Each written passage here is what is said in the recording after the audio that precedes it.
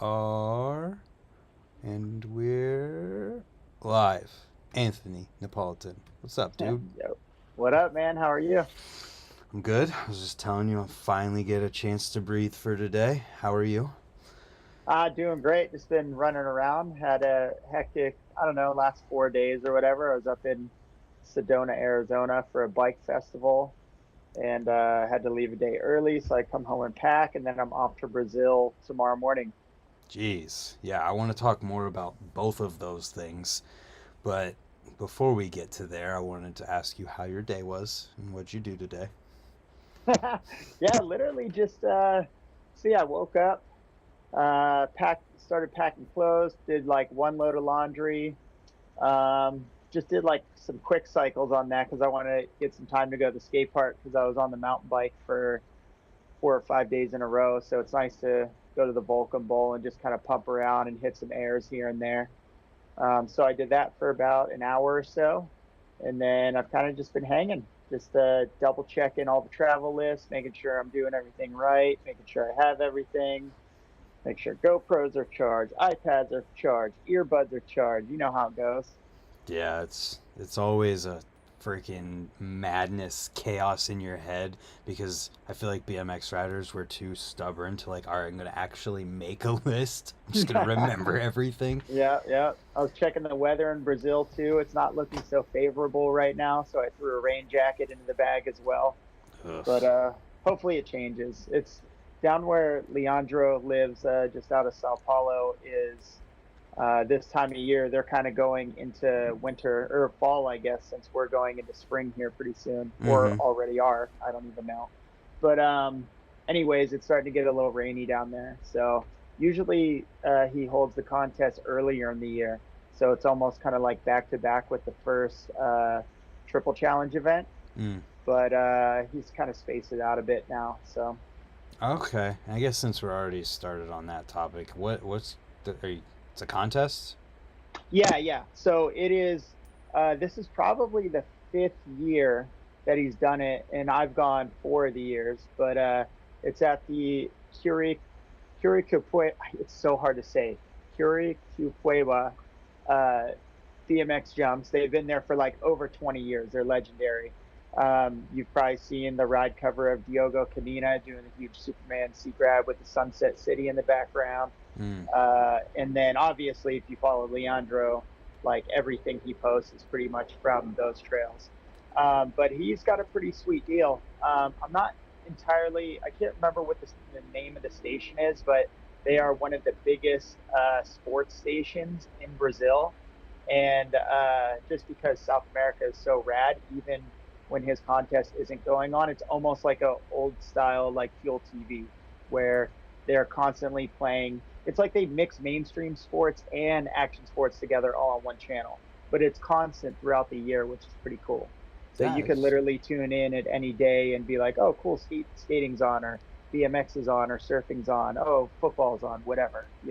Huh. But they broadcast that throughout the entire country of Brazil, and it's all live. That's really cool. Yeah, not many people know about it. But yeah, it's a pretty big deal for BMX dirt, in my opinion. I would say so. I mean, it's how long have they been doing that? I think this is the fifth year. Of Yeah. of like broadcasting the stuff. Yep.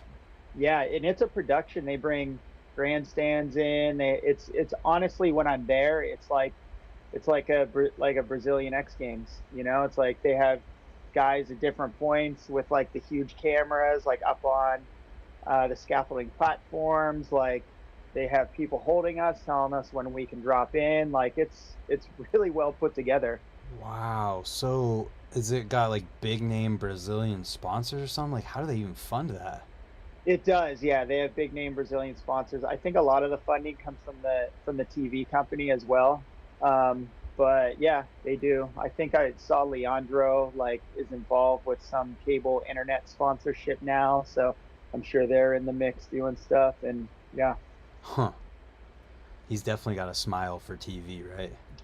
yeah, exactly. Yeah, he definitely does. And he's always smiling. They love him in Brazil too, so he's just he's in his element when he's there. Yeah. Do you know the name of that station? Did you say it already? I do not know the name of the station. I actually can't remember. I actually have no clue what it could be. Okay, well, I'm sure somewhere it could get found out. Somebody just said it gets streamed live on YouTube as well, so Oh, there's cool, that. perfect. Yeah. There's that. Yeah, that's so sick. I can't believe I never even heard of that before. Yeah, it's really that man, South America is so sick. It has like probably one of the best dirt jumping scenes in the world. It's like Brazil, Colombia, Chile, Argentina. They all have insane dirt spots. And I think like Chile has like five really gnarly ones that are like all relatively close to each other as well. Huh. So we're going to have a whole bunch more Gustavos coming out soon. Oh, you have no idea. I remember back in like 2008, I believe, Alejandro Caro flew me to Brazil for a contest that he was putting on. It was called Red Bull Upside Down, and it was in this little town called Buga, Colombia. And me, Brandon Dosh, TJ Ellis, we went there for I think a whole week, and he kind of took us around his scene. And there's so many dirt jumping spots and so many stylish riders. Like it was like I remember when we were there, we were saying that like Colombia just has a ton of like unknown Corey Bowens, and that's exactly what it was. Just the most stylish dudes riding bikes and boosting to the moon, and with just virtually unknown names. You know? Wow, you would think that it must be really difficult to like start BMX as an industry down there because you'd think there'd be more of it. Yeah, I think a lot of it too is just the way the countries are run too. I know like Brazil has a huge import tax on importing stuff like BMX parts and frames and whatnot. So I assume like a lot of the other countries in South America have similar issues. Yeah, it must be the same way with like material if somebody down there was going to start making frames or parts. Yeah, exactly. Huh. That's wild, dude. I mean, it's really cool that that's happening and consistently going, and it's probably just keep getting bigger, I would guess.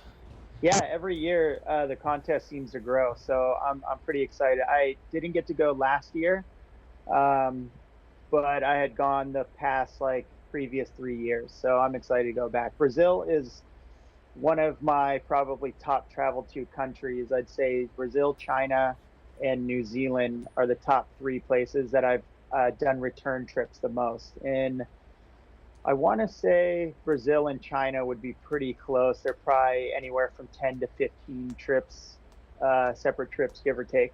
Wow, that's wild. And is Brazil like mainly jumping stuff?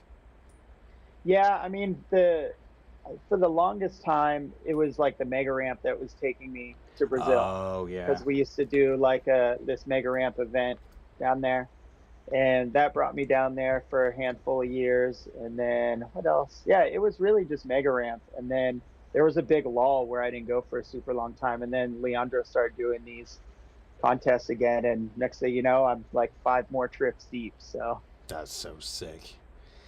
Well, I don't want to delay it any further because I put it in the title. Let's oh just yeah, here go we go. ahead and do it. Yeah, Guess what, what do you got? everyone? Guess freaking what?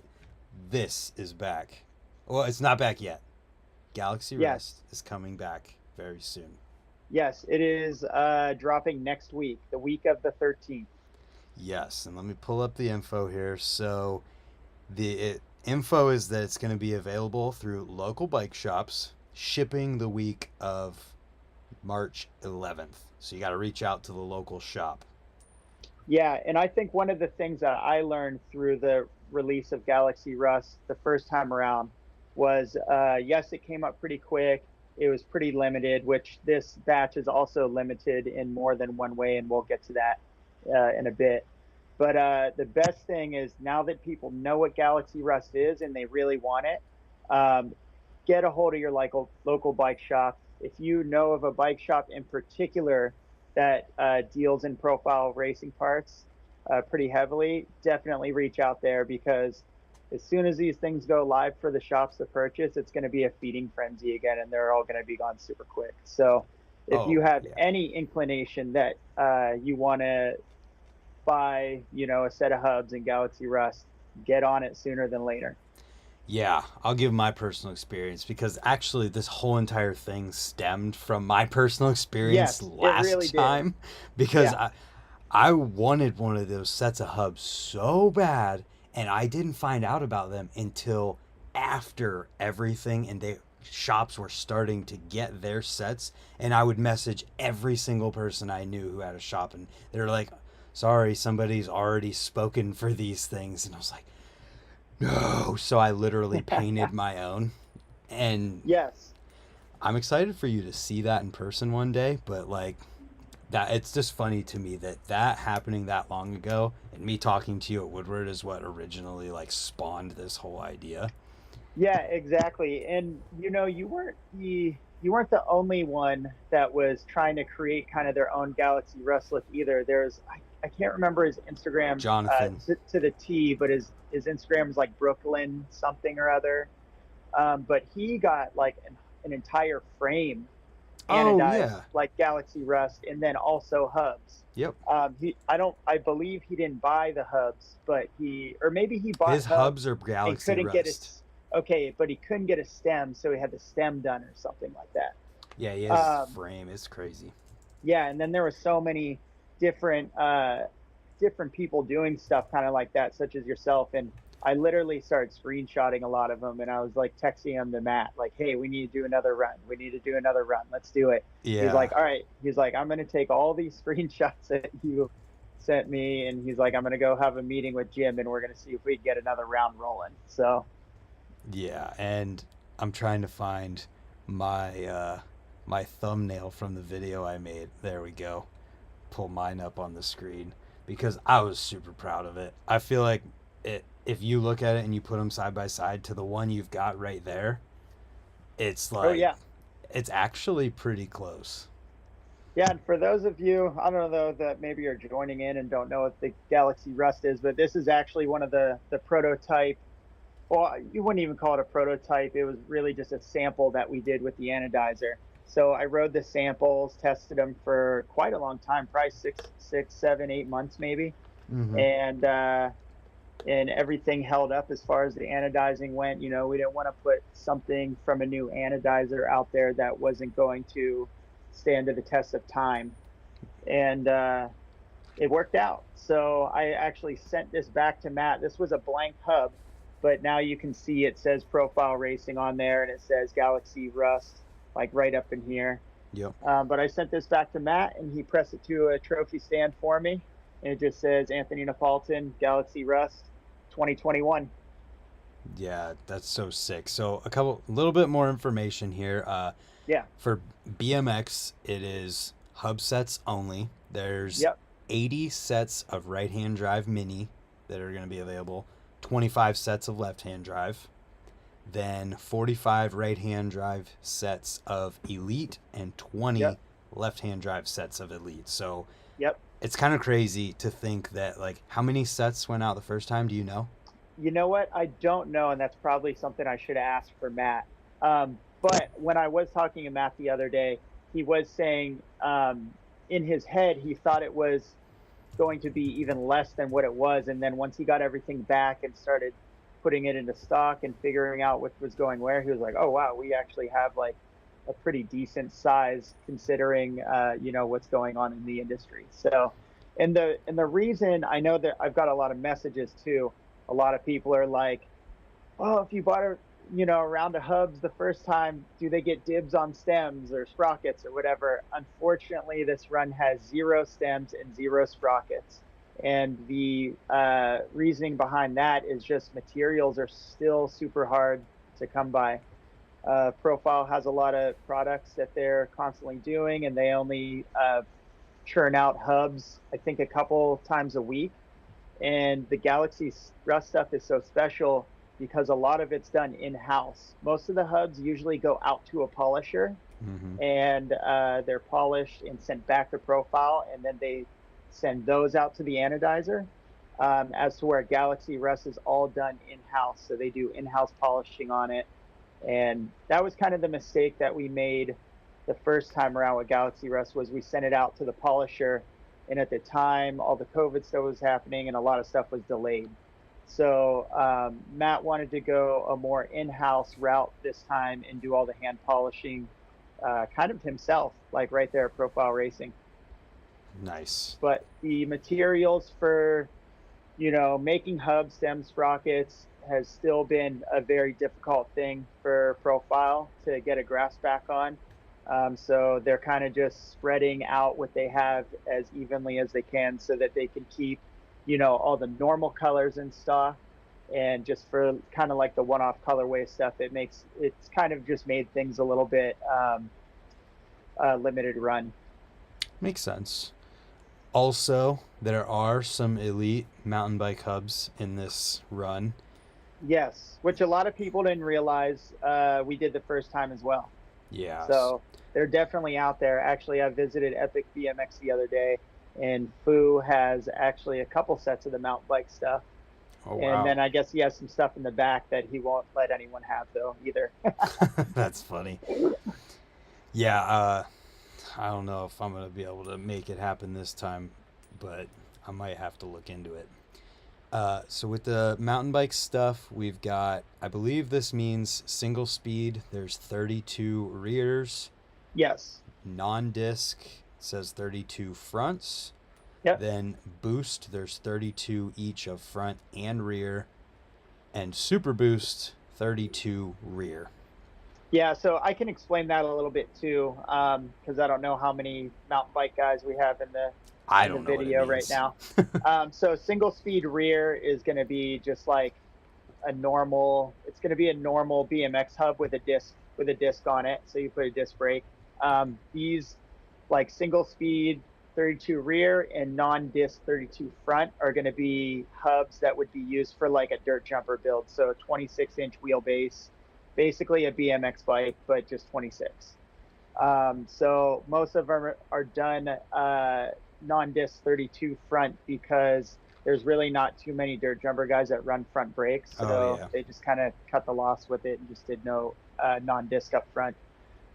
Boost 32 rears and Boost 32 fronts are going to be like trail bike sizing. So usually mountain bikes that have a 150 millimeter width spacing for hubs, which that's a total mountain bike thing. I'm not going to go into too much detail with it because I'm sure the BMX guys don't care. And then Super Boost is going to be made for downhill bikes. So basically it's 150 mil or wider. Well, Gotcha. It's wider than 150 mil. So. Gotcha. And then, I don't think Matt put them. Actually, I won't even mention it. We'll see. I don't want to stab myself in the foot or whatever. So. No worries. So some people are wondering if you can buy them on their website this time. It looks like from what I see notes-wise, it's going to only be available through local shops. Yep, it's only going to be available through local shops. Yeah. And the first time around, we didn't have them. We didn't have them on the site either because they just got eaten up so quick by all the local shops. By all means, check for mail orders because guys like Albies are going to have them. There's a lot of mail orders out there. Almost every bike shop now feels like a mail order. Am I correct? Sort of, yeah. Kind of feels that way, right? Yeah. So. But yeah, if you don't have a local bike shop that carries Profile or has access to getting Profile, I would definitely call a mail order and see if you can snag them. There's people probably making phone calls right now. Like, Albies, why are you closed? Yeah, exactly. People text and flip, I need it. So then when it comes to international stuff, the notes here say the distros they go through internationally: Profile Europe, Elite Cycle Imports, that's Australia, Country Bikes in Germany, ABP France, Motocross International is Japan, Republica BMX is Colombia, and Snap is UK. Yep, those are the spots. So if you guys are in those countries, that's where you're going to be able to get it. Yes. So now that we got all the info out of the way, I want to get the background on these things. Yeah, for sure. Like, where did that idea even come from? And is the final result that you have, like with the trophy thing, is that what you originally thought of, or? So the original idea of Galaxy Rust wasn't going to be Galaxy. It was just going to be like a rust looking colorway. So I actually had all these samples of rusted things like rusted shovels, pickaxes, like all kinds of stuff. I was taking photos of that. And I was thinking, because at the time, like they were doing a lot of stuff with, I believe it was like hydro dipping, where they were like Mm-hmm. dipping the parts and getting like kind of whatever print you put on it. Yep. So I wanted to do something like that. And then this was actually around, I think, was it around Swamp Fest time? Or no, this is before like one of the first Swamp Fests, because this project took forever to kind of develop. It just, especially with COVID, put it back like way, put a big damper on it. A lot of holding time. It felt like we worked on the project for 3 years before we seen a sample. You know. Yeah. Um, so anyways, it started off as like a patine, like rust looking vision. And then as Matt and I started to work on things a little bit, we just started to kind of snowball into other ideas. And he had come across an anodizer that was doing multiple color anodizes, like that kind of splatter effect. And he was like, "Hey, what do you think about this stuff?" He's like, "Let's send some samples out to him." And he's like, "Pick 3 or 4 colors in the order that you want them, and then we'll send samples out and see what they look like when they come back." I was like, "All right, cool." So right before Swamp Fest happened, Matt's like, "Dude, I got the samples. They look so sick." And I happened to be going to Swamp Fest that year. So went down, Matt picked me up from the airport, went over to Profile, checked the samples out, and I was like, "Dude, these are so sick." So then my mind just started rolling a little bit with that. Like I'm kind of a Marvel, like Star Wars, Disney nerd, Mm. and I was like, "Man, it looks like the hub just looks like a outer space galaxy, like something crazy bright." And Yeah. then I was like, "Oh, how about Galaxy Rust?" And Matt's like, "Dude, I think that's perfect." And then I started like I sent him artwork for like the Star Wars logo that always flashes before, and that's kind of the font that we use to laser etch into the hub and everything. So that's Mm-hmm. kind of where all that came from. Dude, it literally. Have you ever seen Guardians of the Galaxy? Yeah, that's exactly that. Like Nowhere. when I saw it, that was the first thing that I realized. I was like, this is like some Guardians of the Galaxy looking stuff. It literally, I just pulled a picture of the whatever nowhere is. I can't remember Yes, in the yeah, movie, but it right, looks just like it. That's so yeah. funny. That's really cool. So it's cool to hear how it kind of developed. So like, did you just get the sample back with the first colors, and you were just like, oh, that's it, and that's the hub thing that you have right there? Yeah, we knew it. Yeah. Actually, I don't know. I can't remember if this was one of the first samples. So sometimes when they sample stuff, they take like, maybe some blemish parts or whatever. It's usually Mm. parts that are laying around that they can't do anything with. So I don't think that this was one of those. I believe like once we got the ball rolling, and we knew what we wanted to do, he started pulling stock for it and getting everything that we wanted to have sent to the anodizer. And when they came back, he just automatic like I said, this didn't have any laser etching on it yet. So he sent it to me like this, no laser etching. I built up the hubs and rode them for no joke, probably 6 to 8 months. And that's how long it took for like the laser etching and everything to go down in house, because it was during COVID times, and it was like the shop was just overhauled at that point. Mm. So it took a super long time to get like the actual stuff that we were going to sell all finished and done and like ready to be put on the shelves, you know? Yeah. that's it's a cool process to hear about. And did you think that it was gonna instantly become like the most popular profile colorway ever? No, not at all. I was super, Matt actually had really good insight to it. When he first saw it, he was like, "Dude, this is going to be one of the best selling hubs ever at Profile." And I'm like, "Yeah, right. Like whatever, dude." But at the same time, I was like, "Well, he knows better than anyone else, you know. Mm-hmm. But I was a little skeptical because like I'm sure you saw like the bike hoarding article I did. Like all of my bikes are crazy colors, so I just love I love colors. I love messing with colors, color Yeah. clashing, all the above.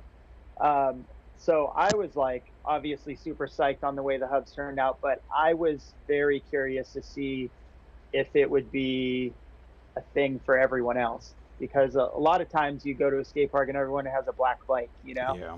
So I was very curious, and it just caught fire super quick, and before you knew it, like after 24 hours of them going live for bike shops to buy, they were like gone, and it was like an insane feeding frenzy. I think even to this day, you can try and look them up on, I don't know, like eBay or somewhere, and people are trying to sell them for ridiculous pricing.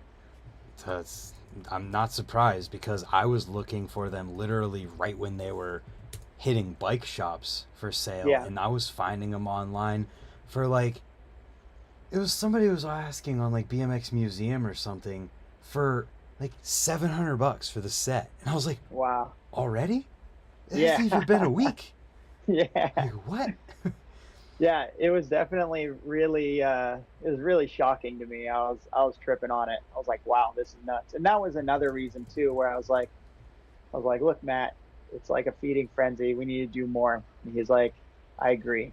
So we got it rolling again. And this the second time around has been much quicker than the first time, especially since we didn't have to go through designing logos and that whole thing. Like we already knew what we were gonna do. So I want to say Matt and I started talking about it like midsummer last year, Mm, and then kind of started to get the ball rolling in the fall. So they literally just came back from the anodizer like 2 weeks ago, I think, maybe 3 weeks ago. gotcha. So they've just been in house doing all the laser etching and getting them ready to package up and ship out to wherever they're going. Gotcha. Yeah, I just found the post on BMX Museum. It was a mini hub set with a stem, and it was asking $800, and it was sold. So it was posted the 4th of November and sold the 6th of November. Wow, that's That's insane. that's so crazy. Yeah, so crazy. So that's I mean it's probably gonna happen again. Yeah, And we'll see. I hope that as long as people are psyched on it, I hope that we could do a third and fourth and fifth run. I told Matt I just want to keep pushing it until we actually get somewhere close to a full pool of production, because obviously we're not getting any sprockets or stems in this round. I mean, the first round we didn't do any sprockets at all, yeah. and Matt only had I run a 28.9 on my BMX, and Matt only had the ability to get me a 25 tooth like Oh the first wow. round. So I put it on my bike for a little bit, and then eventually I was just like, I can't gerbil around like this anymore. I get Like, it. yeah, so I ended up switching it up. But yeah, I hope one day we get a full pull, we get more stems, more sprockets, and just the full range of it. That way, um, it's not so hectic for everyone. Yeah, it's pretty wild to think that there's more than likely after this run only going to be like less than 200 possible bikes that BMX bikes that these Right? Yeah, could be on. yeah. It's pretty wild actually, and it's really cool. I've seen a couple sets in the wild too, so I get like really pumped to see it because I don't know where they're going. Mm-hmm. I was telling people, and I'll say it again too. If you purchase a set and you get them all built up and on your bike, take some photos, post them on Instagram. I am more than happy to repost them on my stories because I love seeing it. I want to support everyone that's going out there spending their hard-earned money on bike parts, especially ones that have my name behind them. And if you end up with a set, fire it over on Instagram. I'll post it up. Absolutely. And that just reminded me too, there's another thing here. You can see where some of these hubs are going in the US in profile stories on their Instagram. Oh, yes, that's right. I remember Matt doing that last time they dropped. It was like, this one's going out to Empire, this one's going to Albies, like the whole deal. That's cool. Yeah, I'm stoked to see them. They're coming back. I'm even more stoked that we could friggin' announce it here. Yeah. I mean, and again, it all just branched from me seeing you painting them and going through that process, and I was like, man, that's so crazy. I know it's probably like a year ago where we even talked about doing this right now. Yeah, So, literally. I forgot about it until you messaged me however long ago that was. And it was like, right. holy crap, he remembers that more than I do, and he's the one making it happen. I was Yeah, stoked. I try to keep notes and stay true to the promises, you know. So Yeah, yeah. That whole process of painting them was super fun, though. I was kind of neurotic about it because I wanted it to be like as close as humanly possible to the actual thing, and I'm happy with it. So, I mean, is there anything else to talk about with Galaxy Rust? no, I want to say that's pretty much it. Um, you know, it just remember it's coming out the week of the 13th, so keep an eye on Profile Racing and their stories and their posts. One other thing, actually, we are going to do a Galaxy Rust giveaway. We're going to do a set of, we haven't come up with a concept yet, but we Mm, are going to do a set of mini hubs nice. up for grabs. So Matt and I are still brainstorming some ideas for the giveaway, but that is going to be a for sure thing. We've got some set aside for the giveaway that is completely separate from the numbers that we read off earlier.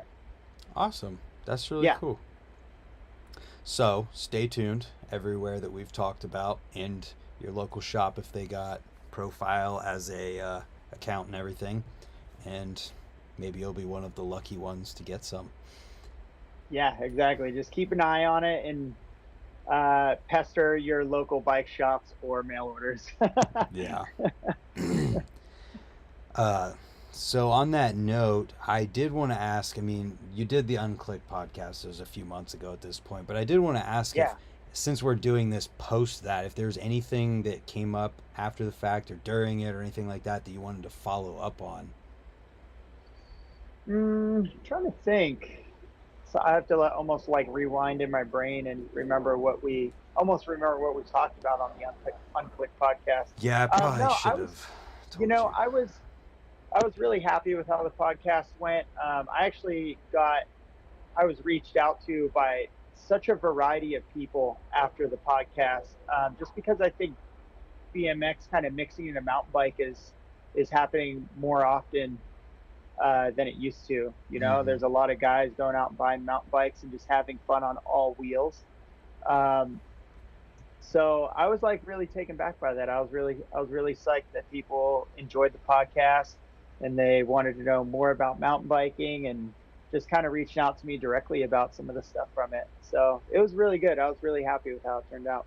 That's awesome. So have you had more people that you've noticed starting to go from like doing just BMX to doing both?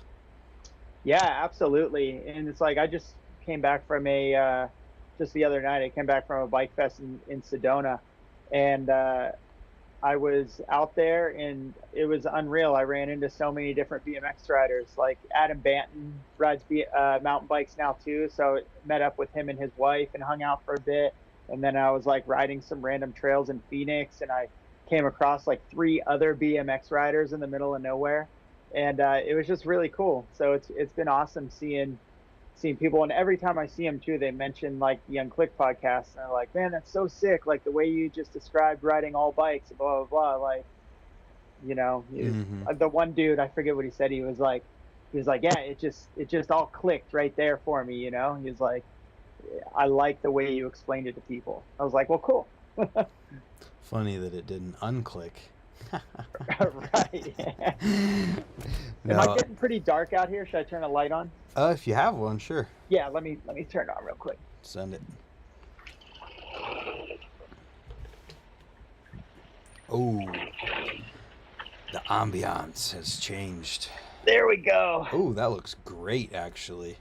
I didn't think the sun was going to set that quick. So, Yeah, we're still not quite out into the springtime. So, what exactly was this festival thing that you went to? So there's a thing like in mountain biking, it's just called bike festival season. So it's really almost throughout the whole year. Sedona kind of kicks it off though. Basically, it's like I don't want to say it's like Interbike because obviously Interbike is a mix of like all cycling in Yeah. under one roof, as to where these little like micro festivals are just mountain bike brands. So all the brands go out to wherever the location is. They set up tents, their booths, whatever it is. Some festivals they can sell products. Some festivals just display. Um, and then sometimes there's races that are built into the festivals. Sometimes it's just going out there with a bunch of friends and riding everything that's out there. Mm. Um, but there's quite a few. Just did Sedona. There's one in end of March out near Virgin, Utah, called Hurricane Bike Festival that I might be going to. I'm sure you've heard of Bentonville, Arkansas I was gonna before. ask about that one. Yeah, they do a big one in Bentonville that I'll be back out at. So there's a ton of them. I hit and there's Sea Otter too. Sea Otter is like the big one. That's like the one that all the brands go to, Yeah. and like the booths are super expensive, and they do a downhill race, like cross country race, dual slalom race. So I usually do the dual slalom race when I'm there, and then it's just it's a wild week at Sea Otter. I've But heard yeah, they're about kind that of one. yeah, it's really good. I mean, Sea Otter's been around forever. Like, there's older BMX dudes that used to do shows at Sea Otter, like during it. So Mm. it's always been kind of like an entertain. There's always been an entertainment aspect to Sea Otter, along with, the brands getting out there and debuting new product or whatever it is. I gotcha. I want to make sure we remember to talk about if BMX could do something like this, but first I want to talk about dual slalom because Okay, dual yeah. slalom is crazy. Are you good? I mean, I'm all right. The first time I went to Sea Otter, I qualified into the finals, which I was pretty surprised on because I Damn. don't I don't come from a racing background. Yeah. Racing is very unknown to me. When I started riding BMX, I was like riding flatland and riding street and riding dirt and riding ramps. Like I never ever raced. It Mm-hmm. just, the closest track was Akron, and like, Right. yeah, when I found out about BMX, all my friends were just doing freestyle. So, um, racing is very new, and mountain biking is like, pretty heavily race based as well. Like I rode a downhill event that was like my first time ever racing, and I just rode expert, and I got third place, I believe, or second place, and then I qualified for a handful of dual slalom events like Straight Acres and Sea Otter. um, but it is so much fun, honestly. And it's cool for me because like I'm not overly competitive about it. I'm literally just out there to have fun and just race people. Mm-hmm. So there's no stress for me. It's just a really fun event, and honestly, you learn so much too. Like, you further your skills in everything, even during the whole event, because it's just such a different like version of riding bikes. Oh yeah, I feel like dual slalom is where I'll break my leg if I try because I'm horrible with that kind of stuff where Well, like oh I yeah. I got I got really into the dual slalom racing because there's a lot of dual slalom races throughout the year. Yeah. And like I first started on this like small travel. It's called the YT Izzo. It's like 130 millimeters of travel, and that's kind of on like an aggressive cut like cross country style bike, Mm-hmm. and it's full suspension and everything. But it's like stock at 29 wheelbase, and it's just kind of like not set up for dual slalom, but it was the closest thing that I could get that I could make work. Yeah. And after the first year of riding on it, I was like super pumped, and I went all in on the bike, like completely gutted it, like did new suspension on it all, dropped the wheels down to 27. I had like a 12 speed cassette on it, so now I have a 7-speed cassette on it. So it is like super light, super agile, and it's a dual slalom machine now. Like, if people saw like the way it looked and then the way it looks now, they'd be like, that's not even the same bike. That's not even the same frame, you know. Mm-hmm. But yeah, I turned the Izzo into like a full-on dual slalom rig, and it's super fun. So I've just realized we've gotten this deep into dual slalom conversation, and there's a lot of people who probably have no idea what dual True. slalom is. Yeah. So maybe we should just define that for them. All right. Yeah. So dual slalom is a head-to-head downhill race. The course well, I don't want to say it mirrors itself, but it Time is wise, it mirrors. yeah, it's side by side the whole time. So if the left lane berms to the left, so does the right lane. So it is a identical track side by side down the hill, and basically the person with the best time wins. So the way it works is you do 2 races for like your head to head. So if I'm racing you, Brant, we're both going to race twice. I'm going to race in the left lane and then in the right lane, and you're going to do the same. And basically, whoever has the less amount of times moves to the next bracket, because that would make you the fastest of the two lanes. So that's basically what dual slalom is, and it's set up in a bracket sense since it's head to head. So you just have to keep winning and winning until you get to the final or get to the top 3 or whatever. Yeah, it seems like a super cool thing. There's a dude local here who got super into dual slalom, and I don't know if you would have ever heard of it or not, but he was the one who was holding the chili cook-off at Ray's. But he had this pump track in his backyard, and he would do an event there every year, and then he ended up having to sell his house and stuff. So he worked super close with this Medina, something like that, to build like something, and they built kind of like a dual slalom course at this bike park thing in Medina, and they've also got a jump line there, so like anybody can go and try this course. Yeah, cool. I'm trying to remember the name of the bike park because I went there. Jay Loychek took me there. It's kind of where, do you know who Tommy Zola is? Tommy Zola is like lives in that area too, I believe. Oh, you went to the one in Medina? Yeah. Oh, let me I just can't remember the name of it. I bet if Jay's watching, he's probably commenting in the comments. Like, it's Austin Badger Park. Man, that actually doesn't sound like the name. It might be a different place, but either way. Austin Badger is in Medina, and that's the one that they built like this course thing on. There's some videos on my channel of it, like the building process and some stuff. Gotcha. But it has the dual slalom setup, and every year they do a jam, and they have a dual slalom event with different age brackets, and it's really cool. That's awesome. Yeah, that's super cool. I'd say it's fun, but I know that I'll break my leg if I try and do it. Nah, you'd be all right. It's really fun. The cool thing is like you can take it in baby steps, Like yeah, I'll do that. I was kind of able to jump into it just because of like obviously my BMX background gives me a lot of control on a bike. And I ride when I'm home in California. I ride a lot of single track, which is basically climbing up a mountain and bombing down it. So but I ride a lot of single tracks, so it kind of helps with like the dual slalom skill. Yeah, it just seems like a really cool and fun event. But how'd the Sedona thing go?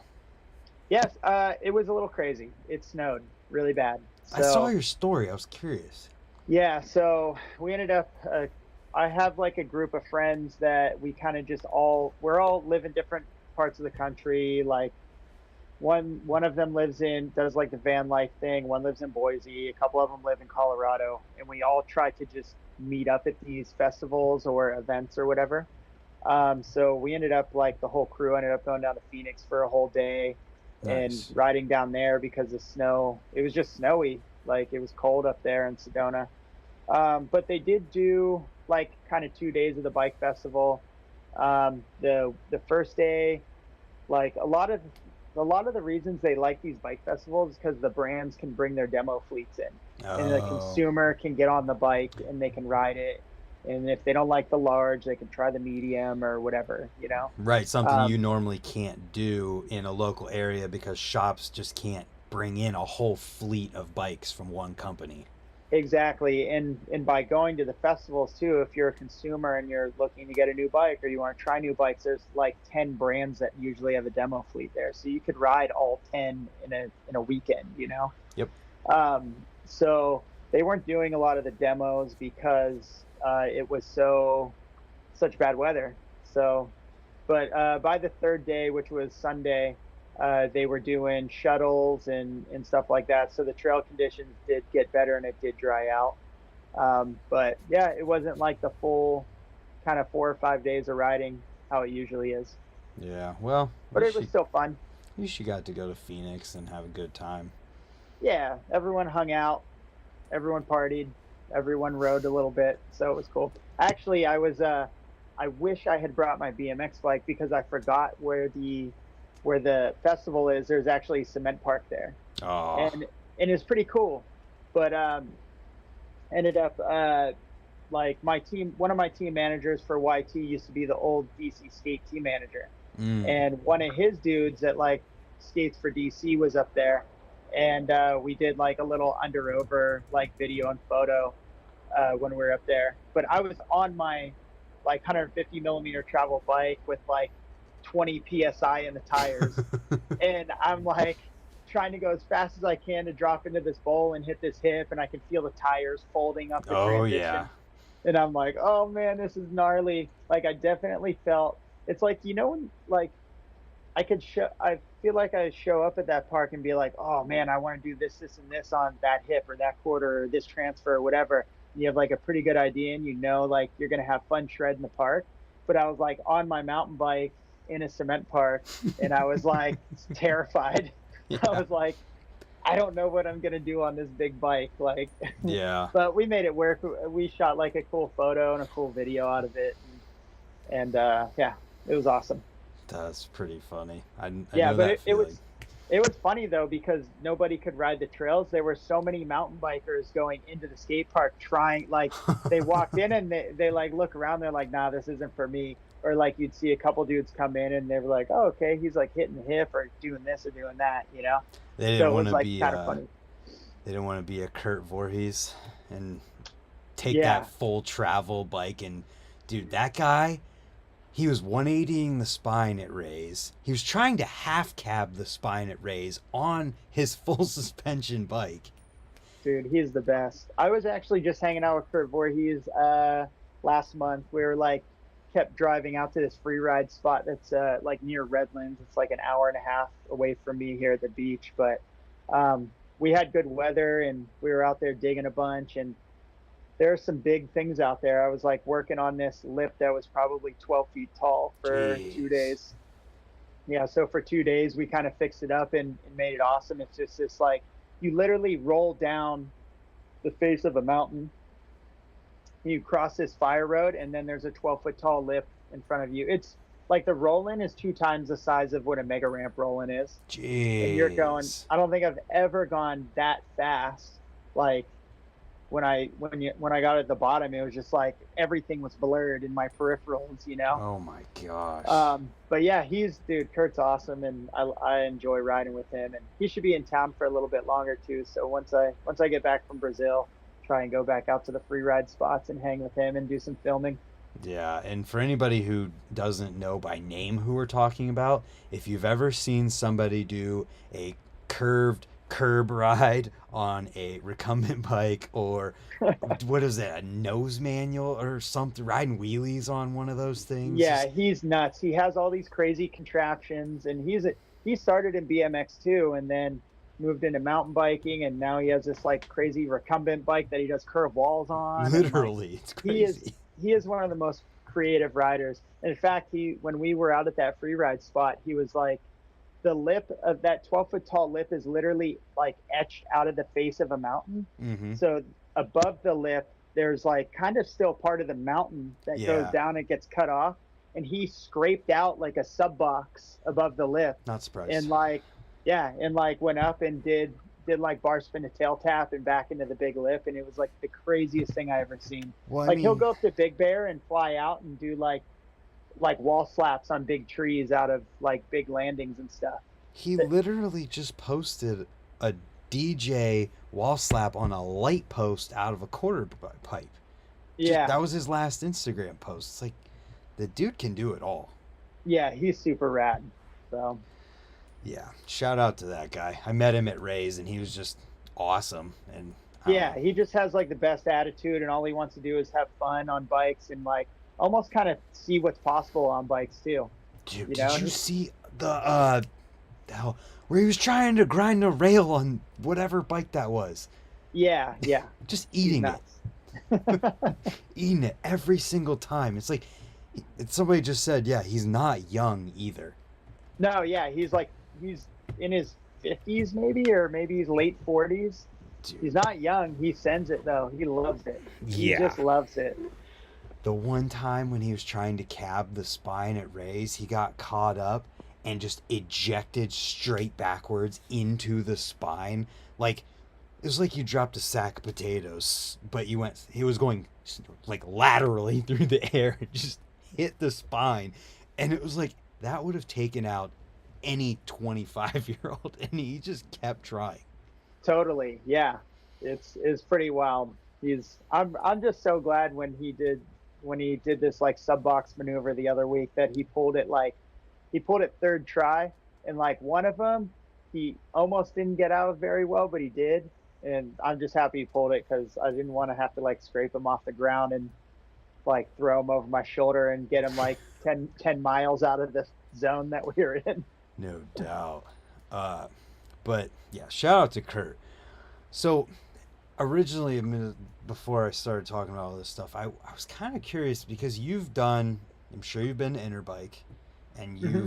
you've been to all these mountain bike festival things. Like, do you think it's possible for BMX to do something like that? Yeah, absolutely. I just think it's like, I mean, obviously, like the mountain bike world is in a more like expensive bracket of consumer, right? Right. Just bikes, some bikes are 20 grand, you know what I mean? Like Mm-hmm. they get expensive. I think it's totally possible. I think, in my opinion, it's just like the industry getting together and saying, all right, let's do it again, you know? Because Yeah. forever it was like Interbike, and that was the deal.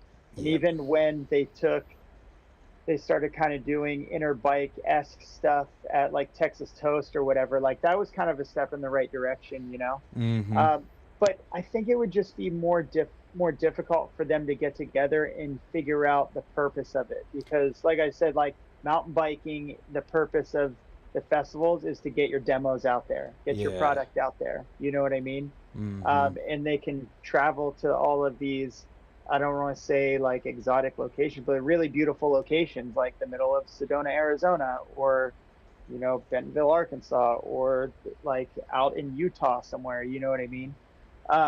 And these consumers can get out and ride the bikes on everything that's out there. Yeah. So, and I don't really see BMX doing demo fleets for stuff. I don't think it's We don't need I it. don't, yeah, you don't need it. Yeah. Right. So it'd really just be if that would be something that they would want to do, and what would the reason be, you know? Of Yeah. course, anything's possible. I just don't know if it would be necessary, you know? Yeah, I guess it would be hard to kind of justify it the same way. I mean, Swamp Fest, yeah, there's a few different companies there, but they're there just to be there, and they have like the booth and some shirts Yeah. and stuff for sale, but it's not like out of the utility of people at Swamp Fest getting to ride something. Or Right. Exactly. and Yeah. with the internet, you know, you don't exactly have to do the whole Interbike. All right, here we are at Interbike 2011, whatever, and Yeah. here's our new set of hubs for this year. Like, you don't have to do that with having someone like Vital or wherever cover it anymore, because Profile can just make that video. They don't have to. Yeah, exactly. Yeah. And there's different, like, I guess there's different ways that companies could make it worth it. Like, for instance, I ride for Yoshimura Cycling, and they make pedals, Yeah. and I run them on my BMX, I run them on my mountain bike, I run them on all the bikes. Yep. But like even in Sedona, they do pedal demos. So Mm, like they're expensive pedals, they're $200 pedals. So right. like a consumer is like, oh, do I want to spend $200 and maybe not like them or love them or whatever? So it's like they set up the booth and they do pedal demos. People go ride them, and they're either stoked on them and buy a set or whatever. You know what I mean? Yeah. So I mean, I guess could make sense in some ways in BMX, but It's just a different consumer, you know? Yeah, I think it would take the right person with the right vision to make something like that happen. Yeah, absolutely. Could be possible though. Yeah, I mean, technically, like Metro Jam back in the day was kind of like a mini Interbike. You know what I mean? Like they had the brands and booths and stuff like that. So it at some point in BMX, like it kind of was there, you know? Yeah, it'd probably have to be combined with an event like that for people to Yeah, really make it make yeah. I sense. think they used to combine Metro with like the Toronto Bike Show or whatever it was. I think that's Okay. what it was called. So So whoever's listening that needed that seed planted, you're welcome, and I can't wait to go to your event. But like talking about mountain bikes and BMX and stuff, you ride both, so you know. Like the mountain bike tech just seems to be ages and ages ahead of BMX, and like I don't know if there's a reason for that, if it's because BMX doesn't need that tech. Like, what do you think when you go from super crazy mountain bike to simplest bike that you own? there's definitely a learning curve when it comes to learning about mountain bike stuff.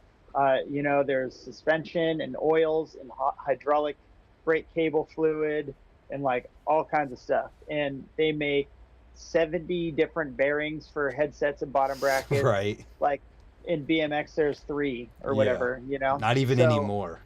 yeah, exactly. I think everyone pretty much uses mid for the most part. Pretty close. Um, so there's definitely a lot more that goes into it. It's I think just BMX bikes are simple, man. It's a simple machine. It doesn't have to Hmm. be overthought. Definitely like I think the reason in mountain biking why it is the way is it is uh, projected to a different kind of consumer, and that consumer is the same people that buy brand new cars every year, Yeah. or uh, invest in real estate constantly. They want the latest and greatest, this and that. So in mountain biking, it's like a lot of bike companies are just finding different ways to advance the technology and make things really interesting in that aspect. As to where BMX is just simple, like you don't need it. I mean, there's still some really amazing design stuff that's coming out in BMX, but it's kind of like one of those scenarios where you don't necessarily have to reinvent the wheel, right? Yeah, I feel like there's just something beautiful about the BMX bike being just as simple as it can possibly be. Absolutely. Yeah. And I mean, yeah, there's been some things that have come out in recent years. Like, have you heard about the planetary free coaster stuff at all? I've heard a little bit about it, but I'm not a free coaster guy either, so I didn't dig too deep into it. It's freaking wild, dude. Do you know anything about Yeah. planetary gearing? No, not at all. It's just nuts. So there's like, you've got your outer thing that has teeth on the inside of it. Then Hmm. you've got a cog in the middle with teeth on the outside, and then you have floating gears in there. And that, whatever combination of those things, allow the center to rotate without the outside rotating. Whoa. And yeah, and that technology allows, I have one right here. It's a I get, planetary, wow. I mean, it's just a hub. It just looks like a hub, but it literally allows the hub to be a free coaster and a cassette at the same time, in that the Yeah, momentum from your hub, your wheel spinning forward to your wheel spinning backwards, disengages the pause and turns it into a free coaster instantly. crazy. So there's that Just craziness. technology, but Right, yeah. that's just like, it's literally like not much bigger around than a quarter, and Yeah. only like a half inch thick of a clutch mechanism that goes into a hub that is just a normal BMX hub. So I don't know, there's things like that. A couple companies like Alienations had carbon rims for a few years now, and Right, yeah. Eclat made their carbon rims. But like, do you see anything else from the mountain bike world even making sense to transfer over? Yeah, I mean, I'm very curious about carbon rims for BMX, especially because I'm a dirt jumper. I'm not going to go out and ride street and bash them up really. Mm-hmm. So I'm definitely really excited to try out a set of carbon rims at some point. Um, there's this other company that's kind of in mountain biking called Bird Spokes, and they're Yeah. literally like nylon spokes, and I run them on my mountain bikes, and I love them. And actually, Barry Nobles did like a video on his YouTube that is a BMX racing wheel set that he built up with, I believe it was a carbon rim and the bird spokes. Yeah. So the bird spokes are kind of designed to like suck up all, like if I'm ripping down a rock garden, if I have a wheel set that's built up with like an aluminum rim and steel spokes, like it's gonna feel more rigid. Oh yeah, that makes sense. So the bird spokes allow some flex, kind of like how a carbon rim is to an aluminum rim. Mm-hmm. So these bird spokes allow the bike to basically just soak up the energy. Like there are like rock gardens that I'd ride every morning on my mountain bike, and I'd blast through them, and I have bouncy eye. You know what I mean? Until I get out of it, and then once I got those wheels, it was like everything was in perspective, no bouncy eye. Like all the energy was going somewhere else. You know? Yeah. So there's stuff like that. Like Barry's kind of mess with that. I'm not gonna lie, and I'm a gyro guy, and it's when I do have the opportunity to do this, I don't know what I'm gonna do really, but I really want disc brakes on my BMX. Oh like yeah. I just like the way they feel. Like I like how they brake, and they don't make any noise either. So oh yeah. I'm like at this phase right now where I can't get my brakes to stop honking, and I don't know if it's the season we're in or whatever, but I'm over it. So humidity helps with that. Or yeah, it makes it squeak more rather. Yeah, I'm definitely interested in getting disc brakes on my bike, and actually Profile makes like a little attachment that you can put on the Elite hub, and it can it's basically a bracket that goes on the outside of the hub, and you just put it right on your bike, and it's an adapter to mount like a caliper on. Nice. So they make like a caliper bracket, which is pretty cool. So if I wanted to, I would just have to like lace up a like an Elite hub with a disc mount, and then add that adapter, and I'd be all set for disc brakes on the BMX.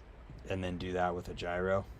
Yeah, I'd probably just run a straight cable unless I could get my hands on like a hydro gyro. Yeah, so you wouldn't want to do the single to double. You wouldn't want to use cables. No, I mean I know I could make it feel good because I've had brakes my whole life, and that's kind of like my deal, is making my gyro brakes feel amazing. But I just like the consistency in how hydro brake feels. Oh, I mean, I get it. It's like going to sealed pedals and then trying to go to unsealed pedals again. It's just hard to do if you notice how nice it feels. Right. I mean, and realistically, like on a super, super good day, like the most I'm going to do is like a triple whip, right? So I think if I do the math on a contest run, especially we're not having contests where there's like 6 or 7 jumps anymore, you know? Yeah. So I think if I did the math, like max, I'd need maybe enough cable length to do like 3 revolutions, you know what I mean? Or plan runs out kind of how Doyle does, where it's like, oh, you know, do a tail whip and then you double truck back and you know what I mean? So just something like that. And the hydraulic cables, I feel like I've seen people have those coiled up like a lot more than a normal cable. Yeah, my YT dirt jumper is I had 3 revolutions on it, I think. So yeah. Huh. You just reminded me. I actually talked with the bird spokes people. Oh, did you? Like a year ago, and I just didn't have a spare wheel set that I could send them to lace up for me. Because I was like, I can just do it. And they're like, well, listen, if you do it, you're going to have to let them sit for 3 days and do this crazy. It's a 3-day process, yeah. But they're like, if you send us the wheels, we can turn it around and have them back to you in a weekend. And I just didn't have it. So I need to, hold on, remind me tomorrow to email Bird Spokes. Yeah, it's a crazy build process. It takes 3 days to build a wheel set. They build the set, put tension on them. The spokes like cure basically Yeah. over these 3 days. And day 2, they add more tension. Day 3, they add the last bit of tension, and then they're done. Yeah, So it's pretty wild. I'm gonna try them out. If hopefully they'll still want to do it. I mean, shout out to Bird Spokes. Please still want to Yeah, do it. and check out Barry Noble's video. He made like a YouTube on his channel, building the bird spokes and putting them on the BMX and whatnot. And this Yeah. is when he had some jumps in his backyard too, like maybe version 1 or 2 of his backyard. Mm-hmm. And he was putting like GoPros on the rear triangle and showing how the wheel reacted with freestyle tricks, and like he did a pretty good job of it. That's sweet. So I want to do like the skate park. I'm doing ice picks on a sub. I want to see what that looks like Yeah, and yeah, all that kind and like a that would be Fufanu. cool. Imagine a Yeah, that would be Fufanu cool. with suspension. Like That would be pretty wild. yeah. Hopefully we can find that out. But so I mean that. So there is some ways and areas that BMX can, progress tech wise. It seems like. Yeah, I Is mean, if there. that's, yeah, I mean, there's obviously, we know there's a handful of companies that have been very tech progressive. Like I feel Odyssey's one of them, Fly Bikes is one of them. Mm-hmm. There's so many brands that have really original ideas, but it just, I guess it really just depends, like, what brand stands for that, and if that's their MO to do it, then that's it. Yeah. Have you ever saw like I think Stranger did it first. The normal upper bearing, but bigger lower bearing on the Oh frame. yeah, Like, yeah, I, right. I just never really caught on. Yeah, and that's like a pretty common thing in mountain biking. Right, a lot of DJs Yeah. have that. Yeah, mostly all the bikes have like bigger low and bottom, sorry, bigger lower headset bearings as opposed to upper. Yeah, I don't know. It just didn't really catch on. I saw that. I think We the People did it too, but then I don't know. I haven't heard anything about it since, and that was years ago. Right, yeah, yeah. I mean, we'll see. Like, the fingers cross bikes are out there now. Mm-hmm. So it's kind of like a tiny little mountain bike. So Right. maybe a brand like Fingers Crossed will want to bring a little bit more mountain bike technology over. They are with the suspension and everything, obviously. They're just kind of trial and erroring everything. Mm-hmm. Do you think? And I, Go ahead. no, go ahead. I was just gonna ask if you thought that carbon frames would ever come over. I know they're in racing. Yeah, they're in race. I don't know. I could see someone that's like super worried about weight, maybe wanting to try a carbon frame. I don't know. It's just, the only thing that's bad about carbon is like if you break the surface, it becomes very unstable. Mm-hmm. And BMX bikes are built around durability. Yeah. you know like you look at a guy that rides street every day and his bike is pretty thrashed looking. Yeah. Yeah. So No doubt, it's not going to work for a street rider. exactly, and that's exactly why BMX racing has adapted it, because like you see what they do in racing. It's like they hit the gate and they're just pedaling as fast as they can Mm-hmm. and clearing the jumps. They're not purposely wrecking into each other, or like having to bail and like watch their bike bounce down the road. Right. So Yeah. I just feel like BMX has taken this long to get to like a lot of bikes look similar because we kind of figured out what works at this point. right, yeah. And so I think it'll probably take a little bit more time before we start to see like crazy attempts at leaping forward in tech. Totally, yeah. I think BMX is in a great spot, though. I'm really proud of how far the bikes have come, even from when I grew up and started riding to now. It's like they've jumped light years. Oh yeah. And same with mountain biking. Like I used to like go to Red Bull Elevation or like Queenstown, New Zealand, and those are like big mountain towns, and I'd always go on a trip there and rent a downhill bike and go ride. But Mm-hmm. like not until like 2018, I was like always felt like I was gonna die on that rental bike, because it was Yeah. so janky and clanky, and like it made crazy noises that I wasn't used to. As to where now, like all the cables are internally routed, and like the bikes barely make any noise. and like suspension works the way it should be, and they found out all these different ways to mount it to disperse energy. And it's like now the bike, I look at it, I'm like, I trust that bike, you know? Yeah. So It's funny that BMX did that exact same thing, except it went like overkill, then underkill. Now we kind of evened our way out and kind of got it yeah, figured out a yeah, little bit. that's very true. I guess I never looked at it like that before. Yeah, it was like I remember that era of just getting things as light as humanly possible and then seeing people break stuff all the time. Oh yeah. I mean, my Schwinn growing up was like a 50-pound bike, you know? Yeah, you're one of those guys who's like right in the right time period where you experienced the heavy bikes right at the beginning, Oh yeah. and then you've been there the whole entire time. I had like a Schwinn Powermatic with like super heavy black mags on it, and the forks were like 990 front brakes that were mounted, and the pegs weren't even mounted on the axle; they were mounted on a peg Uh box. huh. So like that thing was a tank. Oh yeah. Big, like big, heavy four-piece bars, like pretty much like an seen like aluminum block for a stem, you know? Somebody just had at Ray's that one of the kids that works there has an old DK that has one of Hmm. those block stems on it. Oh yeah, I was yeah. just looking at it and made a comment like somebody back in the day designed that and was like, hell yeah. The kneecap killer, It's too funny. insane. What do you, when it comes to like your BMX bike, are you crazy about weight at all, or is it just normal? I went through a phase when I lived out at Woodward from 2005 until 2012. It was a bit of a weight weenie. Me and Daniel Dares were like riding together all the time, and he like barely had any meat on his bones back then, you know. So he was Mm-hmm. trying to get his bike as light as possible, so he could like learn all these new tricks and maneuver the bike and whatever. Yeah. So we often were like looking like on the Albies website and like looking up the weights and like looking up dimensions, like doing that kind of BMX nerd stuff. And that was the point where I was like very light bike.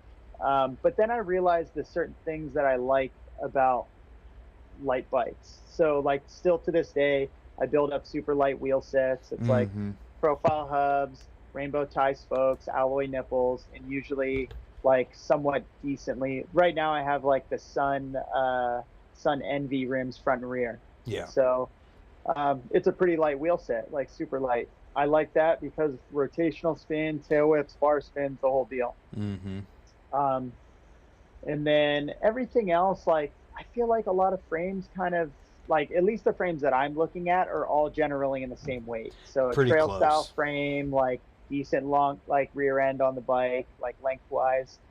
They're all pretty light, so I don't feel like I don't have much control over that anyways, you know, Yeah. unless I would get like a custom bike built or something. But yeah, for the most part, like my wheel set is probably the thing that I take into consideration the most. I run the column cranks, which are a bigger crank from Yep. profile, but I run the tie spindle and the tie bolts that go with it.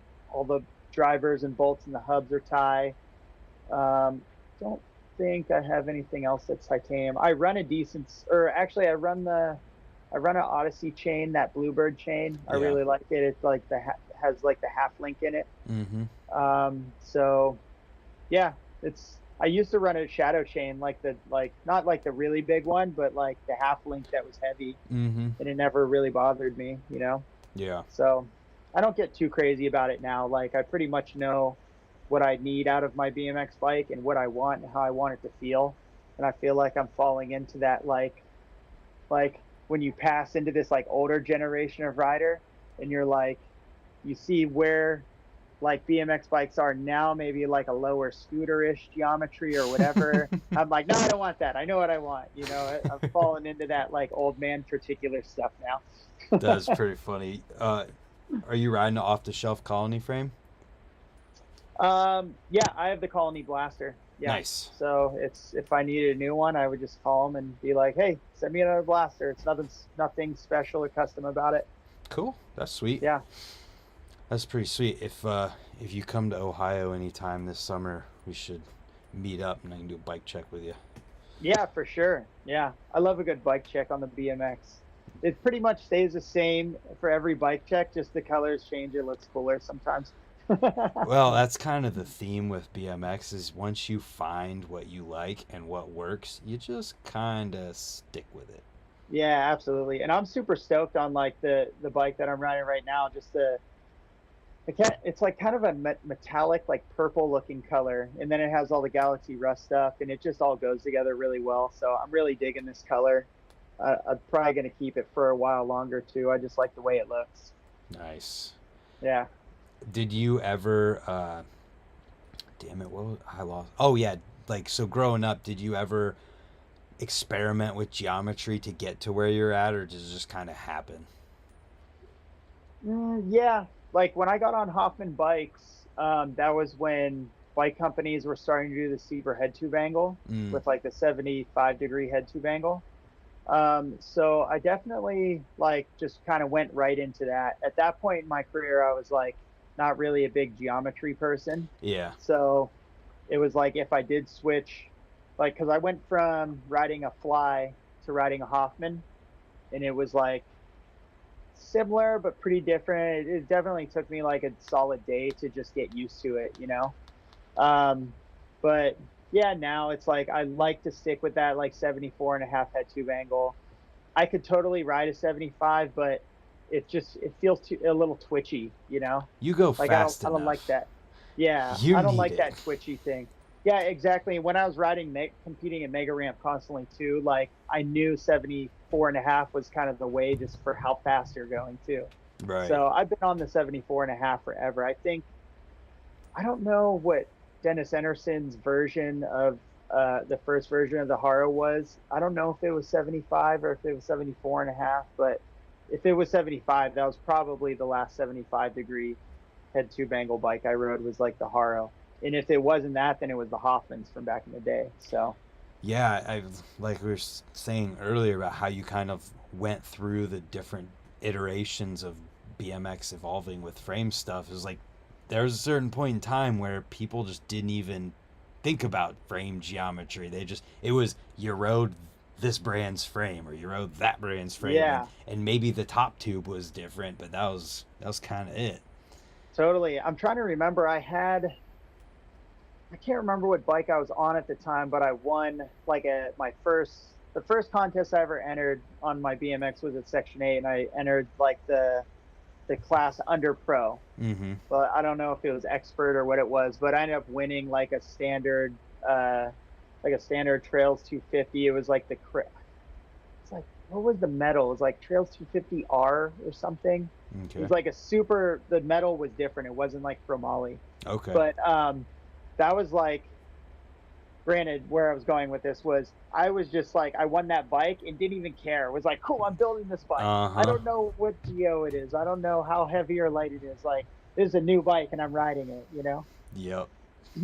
Yeah, these So, days it's totally different. BMX has specialized itself into there's frames for people like you who go really oh yeah. fast and go really high, and there's frames for people who are doing crazy technical stuff on a rail, and they're completely different.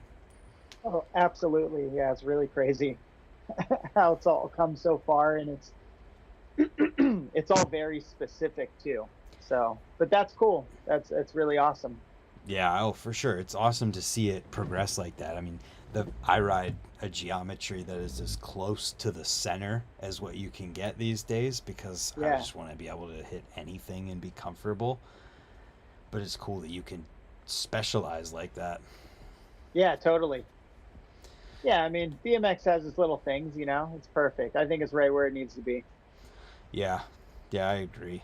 Um, so when you're at home, what does your day-to-day riding look like between being that I mean, you ride for several different BMX and mountain bike companies, so like what does Mhm. normal life look like for you riding wise? In a perfect world, and it isn't always perfect. Usually, I'm a pretty early riser, so usually I'll be on my trail bike, my mountain bike, like 7 a.m. riding a trail for a couple hours. Mm-hmm. A lot of friends that I have that work in the industry like to get on a bike ride like before they go into the office or whatever. So usually meet up with them and get some riding in. And then I'll kind of go up throughout the rest of the day just doing stuff. So Mm-hmm. it's like if I have tasks that I need done, chores, creating content, editing content. I'm sure you know all about that. Um, and I just kind of fill my time until it's time to ride BMX.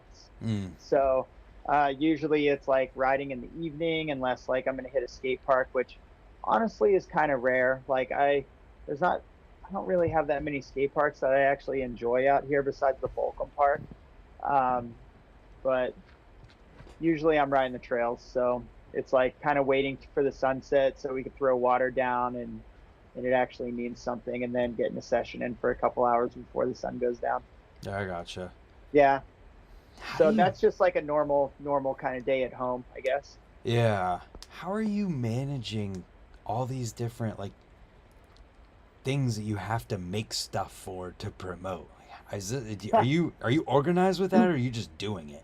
No, I'm pretty organized with it, and sometimes it gets away from me. Like it's hard to be 100% on it all the time with everything that you need to do for every brand. But I think the thing that helps a lot with me is I've been able to stick with brands that are kind of in both worlds. Yeah. So it's like for profile, it's easy because I've run the same wheels on my BMX as my mountain bike, you Yeah. know.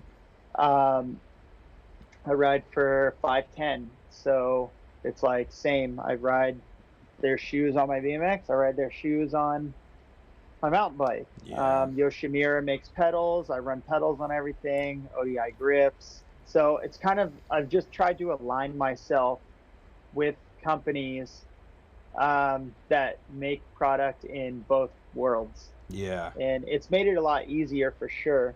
And then I kind of just break down the other stuff, like obviously like YT doesn't have anything to do with BMX, so it's like I know what I have to do for them, you know what Yeah. I mean? And same with Maxxis tires too. It's like I run all the tires on all the bikes, you know what I mean? Right.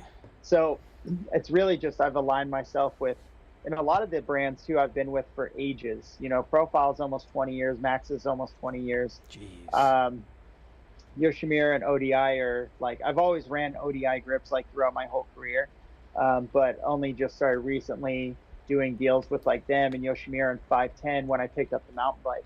So it's like riding the mountain bike has actually like revived my BMX career in a sense too, because now I'm kind of helping from both sides, you know.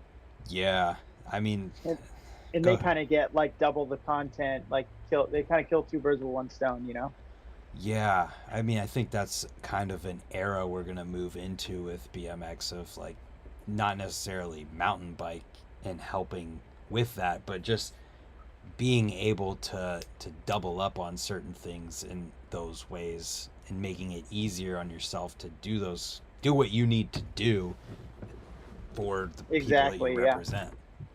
Yeah, exactly. And then it's kind of just up to the brands. Like if they want something particular, like ODI reached out to me recently and they're like, "Hey, can you film this video of yourself talking about like what grips you are your favorite grips or whatever?" And I'm like, "Oh, well, do you want me to do it for BMX or mountain bike?" They're like, "Actually, could you do it for both?" I'm like, "Perfect," you know.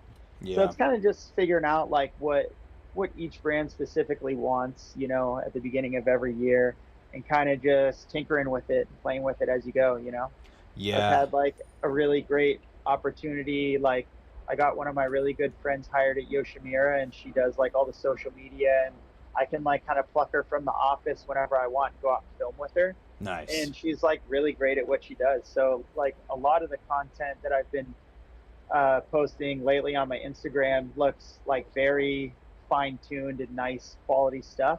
And it's like because of that, you know what I mean? Mm-hmm. And a lot of times it's like I can again, it's like if I'm going out and filming with Yoshimura, a lot of the times like my 510s are in the shot or this or that, or like you know what I mean. So you So can use it for both.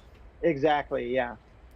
Yeah, it's smart. It's really smart. And I actually had a note to talk to you about the fact that it seems like you've been always been really conscious of like the business side of whatever cycling career we're talking about. Is that something that you've been intentional about?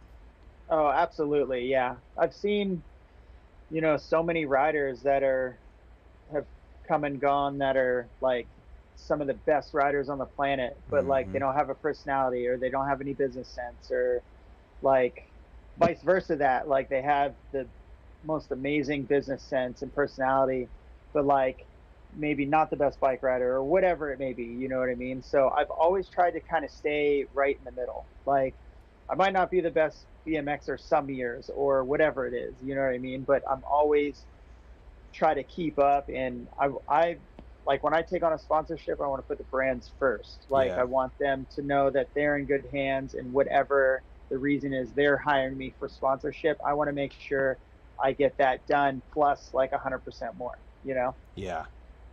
um, it's like I know a lot of people don't want to think like, oh, like BMX is your job, it's work, it's whatever, or like mountain biking, like it is like it is my job, it is work. Like I literally leave the house some days and I'll go out and film.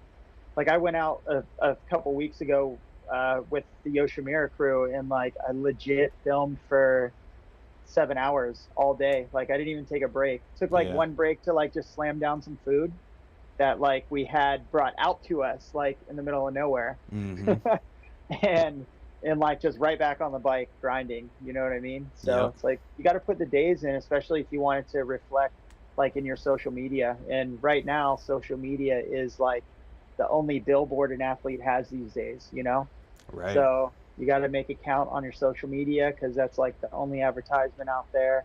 It's like not like back in the day where I'd sign a contract and I had like TV incentives and contest incentives and magazine incentives and video magazine incentives. And it's like, oh, if you're on TV for 5 seconds, you get this much money, blah, blah, blah. Like it's all changed. And it's been, I feel like I'm a little slower on the sides of adapting to it because in my head, I don't really want to. I'm like, nope. I Yeah. remember when social media started, I was like, nope, I'm not doing it. I'm not doing it. I said the same thing about YouTube. Like, nope, I'm not doing a YouTube channel. And then next thing you know, I'm doing a YouTube channel. So I get a little like I'm not so accepting to it all as things change. But I've learned over my long career that I just need to be quicker and just get with the program and just dive into whatever the next cool thing is, you know. Oh yeah. But And yeah, that's how you sustain it. Like what you're saying, you've seen so many people who are just amazing at whichever side of things, but it didn't yeah, they just didn't hit continue. the mark. Yeah, And yeah, I think being conscious of these things is what can extend that for people in such an easier way. Like you literally get to wake up and you're meeting up with people before they go to their job to right. ride. Yeah, And then you're just killing time by doing whatever you can until you get to go ride again on a different bike. And that's like the dream. I feel like for a lot of people is to be able to just have the freedom to do that. So like, is there anything that you would like give advice on for people to do to help themselves be able to have the consciousness to set themselves up like that if they're trying to make it there? if you're the most advice I could give you, if you want to make it in BMX, if you want to be a pro, if you want to make a living doing it, you have to work hard. Like there's no way around it. Yeah. Things will not be given to you. Like granted, I've seen there's a handful of riders that are just so unbelievably talented, and like if they fart a certain way, like every media outlet is going to post it. You know what I Mm-hmm. mean? But that's like a dime a dozen or even more. You know what I mean? A dime and four Yeah. dozen. Right. Um, so, you just got to work hard. You got to put your head down. You got to be creative.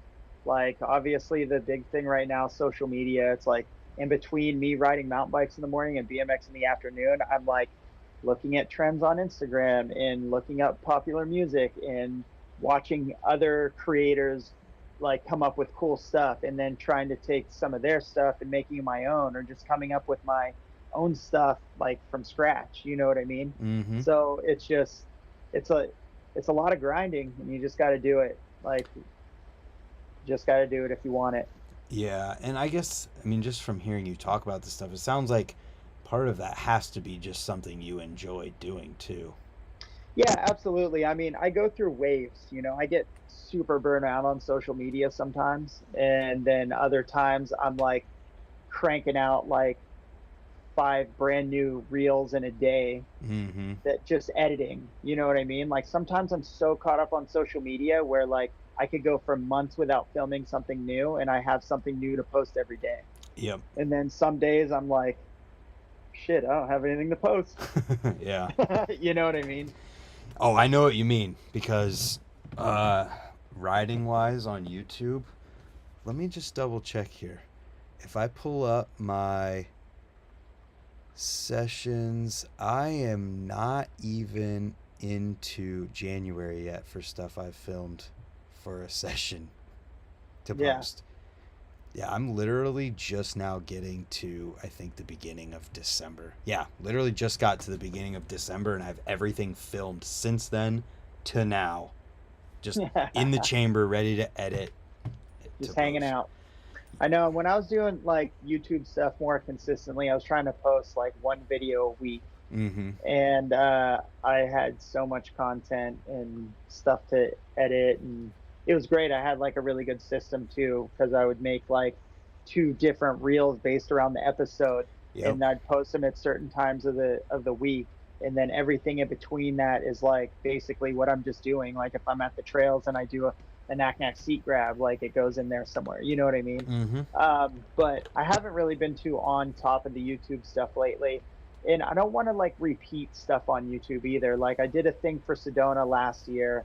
I didn't really want to do it again this year, and I'm glad that I didn't, because it was like, granted, it would have been a different adventure, but I don't know that it would have been as great as the first one in Sedona. Yeah. And maybe that's just me being picky, but I'm also like, I've been telling people, like, because they ask me about my YouTube, and I'm like, yeah, like I don't stress about it. Like I know there's an algorithm. Like I'm kind of over algorithms on every platform. It just is what it is. If I like, I was thinking about going to Brazil and doing this one because I've never done a YouTube for this Brazil contest. So Mm-hmm. it's like maybe I'll come out of retirement. I haven't posted a YouTube since God knows when last. But forget it. I'll just do it anyways and throw it up on the YouTube. And if people like it, awesome. If they don't, awesome. Like it is what it is.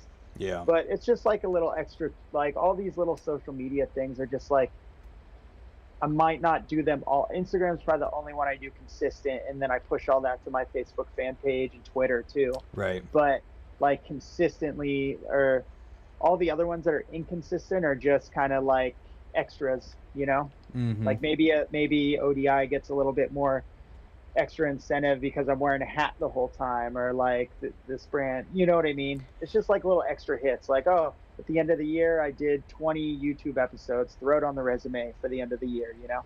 Damn, I need to do that because I literally post every day. I'd be like 365. Yeah, But you'd so, be surprised how impressive stuff looks on paper. Like that's one of the things that, in fact, I don't really share much with many athletes, but like I do this whole thing at the end of the year. I have a friend that builds me an infographic, and it has a certain amount of numbers on it. It shows social media numbers. It shows like videos I was in. It shows contest placing. It shows this, shows that. It's like I'll build the infographic, and then I have like another graphic that is my entire schedule of what I accomplished for like 2022, let's say. yeah.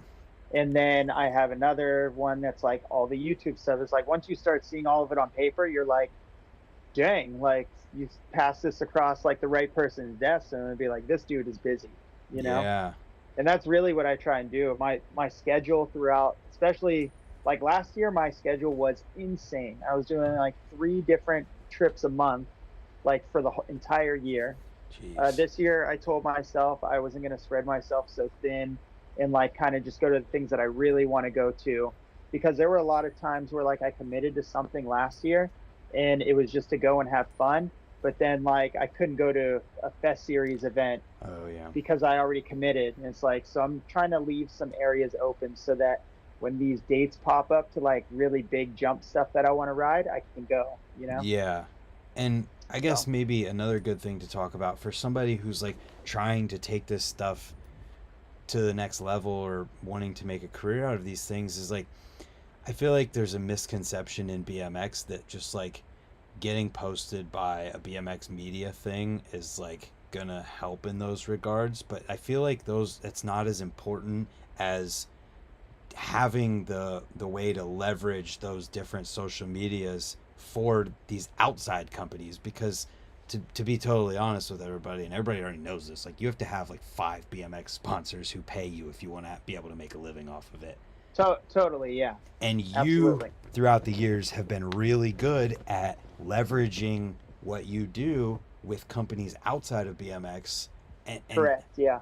so, what's your thought process? Maybe not how you actually do it, but just what you think about whenever you're trying to think of like, how do I translate what I'm doing to how I can bring value to the brand to help myself?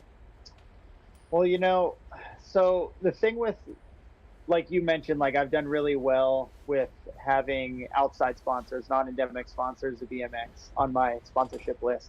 And, that kind of goes with where I fell into as far as like starting to compete and stuff growing up. A lot of the times that then were like, Dave Muir rides for Slim Jim and Jay Mm-hmm. Muron and McNeil sponsored by Sobe Team and blah, blah, blah. Like there were a ton of dollars coming in from outside of BMX that were helping a lot of BMX riders um, have really great careers and have really great success. So I kind of caught the tail end of that, which was still really really good, and I learned a lot of things from those companies, and I got sent to so many different courses, whether it was for public speaking or this and that. So I learned a lot, like kind of throughout that process, and just having, and I keep saying resume, it's because I actually do have a resume that if I'm going to put Yep. together a sponsorship package, like the resume's in there. Yep. And my resume hits on every corporate company that I've ever ridden for, certain things that I've done with them that stand out, blah, blah, blah. So if you want to become a rider that is like kind of sponsored by non-endemic brands and that can actually bring you in a significant amount of money to not only make a living off BMX, but start a savings for your future. You just have to learn, you have to get real business savvy. You have to learn the ins and out of business. You have to understand marketing strategies. There's a lot that goes into it. And, you know, I would say probably the best way to learn about it is going to school, because there's a lot of the riders out there that like you wouldn't realize like went to school and kind of knew the ins and out of it already and it just worked for Mm. them. Yeah. I mean, on top of them being really great successful riders and doing the gnarly stuff, obviously. Yeah. um, but I graduated high school, I did one semester of college, and I got the opportunity to, one, move to Woodward camp, to work for Target at the camp. Mm. So that was kind of like my stepping stone. And once I went through with that, like everything just started speeding up real fast. It's like Yeah. I was winning X Games medals, winning overall Dew Tour championships, winning the Worlds, and all these other events here in between that. So it's really just keeping that snowball effect of momentum rolling, and just getting eyes on you, attracting people. You see it in this day and age. It's like social media influencers and stuff. It's like they're starting to bring deals in for themselves because they are able to relate to the public. You know Yep. what I mean? So like being able to relate to certain things. That's the crazy thing about mountain biking, is like there's a lot of like mountain bike influencers. Um, and that's because like the general consumer of buying mountain bikes is just kind of the everyday Joe. You Yeah. know what I mean? Yep. And like the things that a mountain bike influencer is doing or talking about or making a skit about, whatever, is like insanely relatable to them. So it's like they start picking up all these followers and blah blah blah. Before you know it, it's like they're wheeling and dealing. Yep. So So it really comes down to understanding your market, where you want to be. I knew like when I was competing and winning stuff, who I was marketable to and what brands wanted to work with me. And it's literally just taking a breath, gaining the confidence, stepping in, putting your foot in the door, and selling yourself. It yeah, really is. And so a couple things with that. I've just recognized through you talking about all this stuff that you seem to have, at least early on, changed the way you think about this stuff too, from just calling it, oh, it's a sponsorship. Earlier you said hiring you for sponsorship, and then talking about working for Target, and changing your mindset from, oh, I'm going to get sponsored, to, oh, I'm getting hired by these companies to work for them, because that's what you're doing. Right, exactly. And That's exactly what it is. you And change. it's the same definition too. Like, I would say if you got sponsored by Cult, it's the same thing. You know what I mean? Like, Yep. you're getting hired to represent a brand and build the brand under your name. You know, I mean, a lot of people don't realize it, but it's like, you're, Brant Moore, you're a brand. Mm-hmm. So it's like, and especially the way social media is, it's like, do sometimes I look at like companies, like, I don't want to single anyone out, but like all the BMX media companies. It's like some of these pro riders out there could be that they are their own BMX, like media company. You know Yep. what I mean? Yep. Like, some of these riders have more followers than all of the media companies combined. Yep. And it's like, they should almost be paying that rider to put them on their site. You know what I mean? Yep. So it's a crazy, where I'm getting at is, it's a crazy world we're living in. And going back to the original question of like advice and whatnot to up and comers, or if you wanted to make a living in BMX, it's really just all about adapting to the times and knowing your worth, which I think is insanely important. I was actually hit up recently by a very uh, wealthy media outlet about posting the front flip to the fence clip. Mm-hmm. And they were like, they always come into your DMs and they're like, hey, wanted to talk to you about this clip. And they send you the link and they're like, we'll give you full credit if we can post this. Yeah, because I want full credit, like, for you to post it. You can't even It's post like, it without licensing it anyway. So good luck with that. exactly, exactly. So that's what I do. I reply like, hey, thanks for reaching out. Yeah, this clip is licensed by Jukin Media. So if you would like to license it, like, here's the link or whatever. And it's Mm-hmm. like, don't give, know your self-worth. Do not give yourself to anybody for free, Yep. you know, because what you're doing is work. It's a service. You're risking your life for these things. You need compensation for it. And to go along with these lines too, it's like people are gonna hear everything that we just said and be like, "Oh no, man, we can't do that. It's BMX core this, core that," and we're saying to think about it that way, but that doesn't necessarily have to affect the way that you portray it. If you can think about it as like, I'm hired by Colt. You mentioned Colt, like someone's gonna think about Colt and be like, oh, this is not a job, whatever. But it's like, you think about it as a job and then you do your own thing with it, and I guarantee you're gonna make it further by thinking that way than by being like, oh, I'm just riding my bike. Yeah, and they might say that about Colt, but Robbie Morales is one of the most business savvy people in BMX. Yep. You know what I mean? Um, Absolutely. but again, like you were saying about some other BMX rider might be like, no way, it's BMX. Like, it's to each their own. Exactly. That's what's so great about BMX. It's like it's the whole lifestyle. Everything about it is freestyle. Do whatever you want. Like, whatever you want to take out of BMX, like, take it and be happy. You know what I mean? And Mm-hmm. and be happy for people that are taking it in different ways. And you know what I mean? Oh, So I it totally. doesn't have to be like a verbal war on. I see these verbal wars happening a lot with people because they're like, oh, BMX is this, BMX that. No, it's whatever you want it to be. Like, as long as you're happy and you're on a bike and you're riding, like, that's the end goal every day. Yep. Absolutely. And I wanted to talk more about the Juke and Media thing, because that, I feel, is a very underutilized way for people to make money off of stuff that they already have. If you have any Absolutely. kind of crazy crash or anything crazy happened and you filmed it, or you know who filmed it and you're in it, submit it on Juke and Media, because there's a chance that you could get like paid, Oh really yeah. paid for it. Honestly, like obviously BMX is like a crazy lifestyle, and we all have come across more than a million crazy moments, Mm-hmm. and most of these moments have been filmed.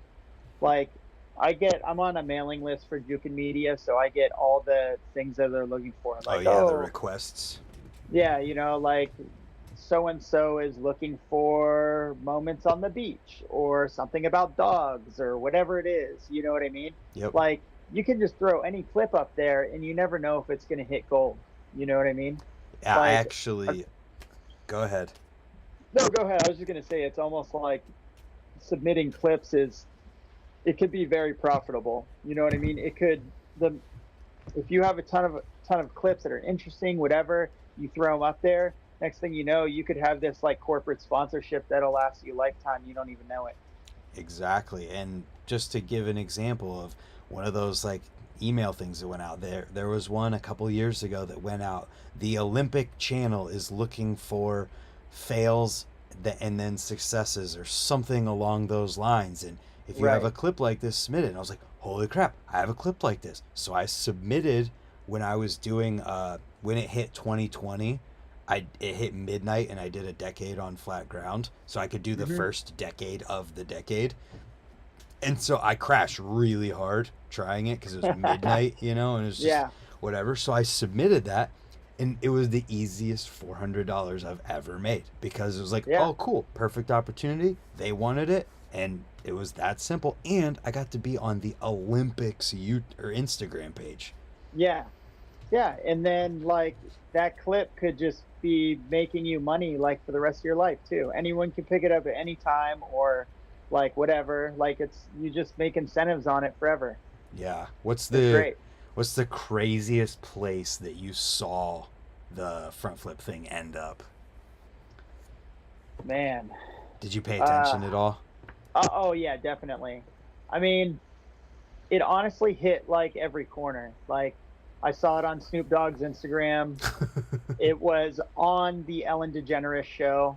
That's It was funny. it was on like ridiculousness. It's been on Tosh Point oh 5 times probably for different segments and different clips and whatever. Yeah. And it hit all the crazy like digital media stuff, Unilad, like all those Daily Mail, all that stuff. It went everywhere, especially the first like 24 hours when it came out.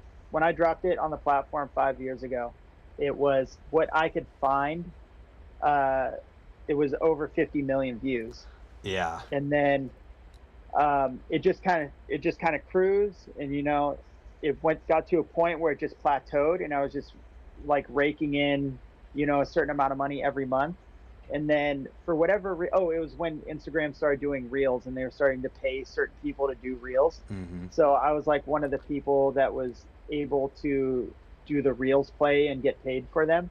So I was, and this is a time in my head too where I was like, I have so much footage that I post once and it disappears. Yep. Not that it disappears, but like I never use it again. Yep. I'm like, why am I not recycling my footage? I work super hard to create the content and I post it once Yep. and it does whatever it wants to do.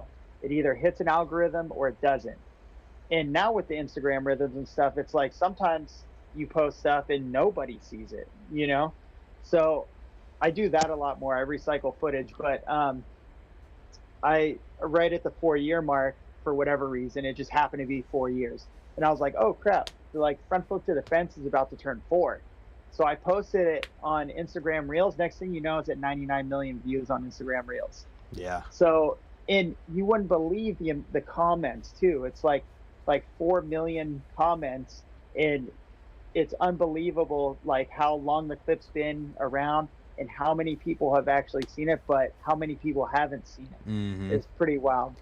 Did it, So, did you have any super like obscure things? I'm just asking because I had the ice pick stall where I did the Rubik's cube. It oh yeah, That ended up in a commercial for I forget what country, but some foreign European fried country. Oh, okay, yeah.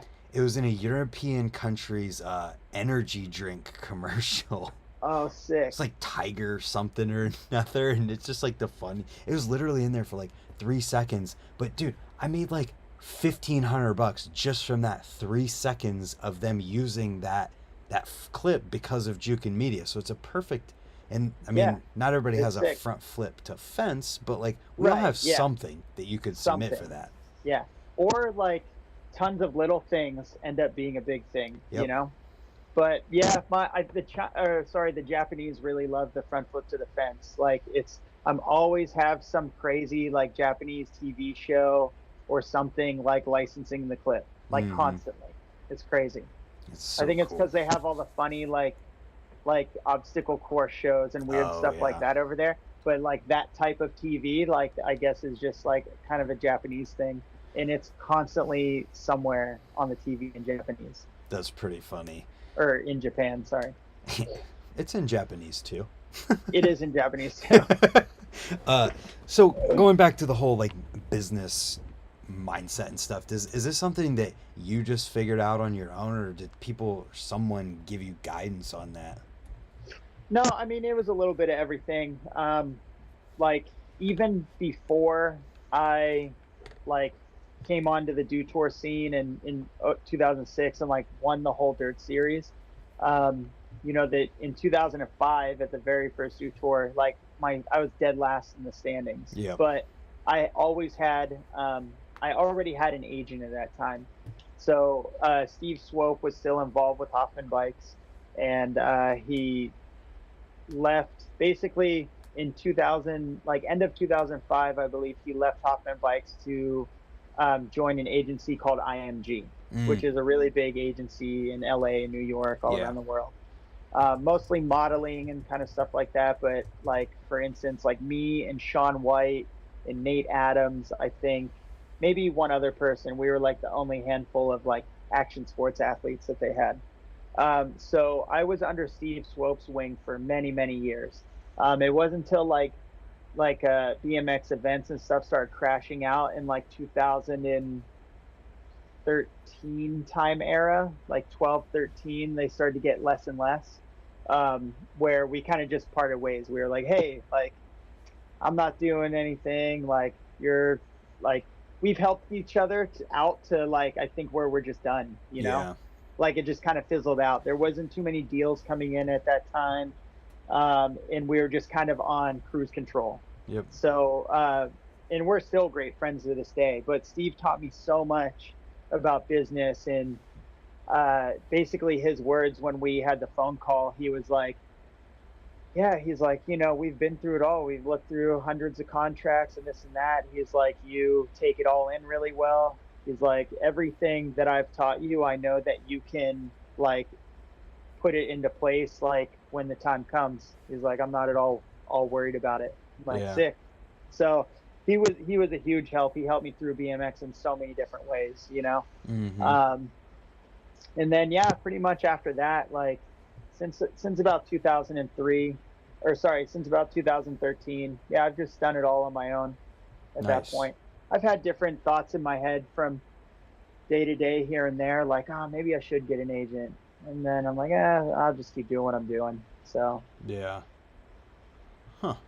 That's cool to yeah, hear that. Just interested in hearing that side of things, and I think that people can get something out of that because I mean, as BMX riders and the internet, we just kind of enjoy posting on Instagram, and a lot of people just, that's what they do. And I think a lot of people might not realize that by doing that, you're building this thing that you can leverage with a whole array of companies and brands and other things like that to help you. yeah, absolutely. Yeah.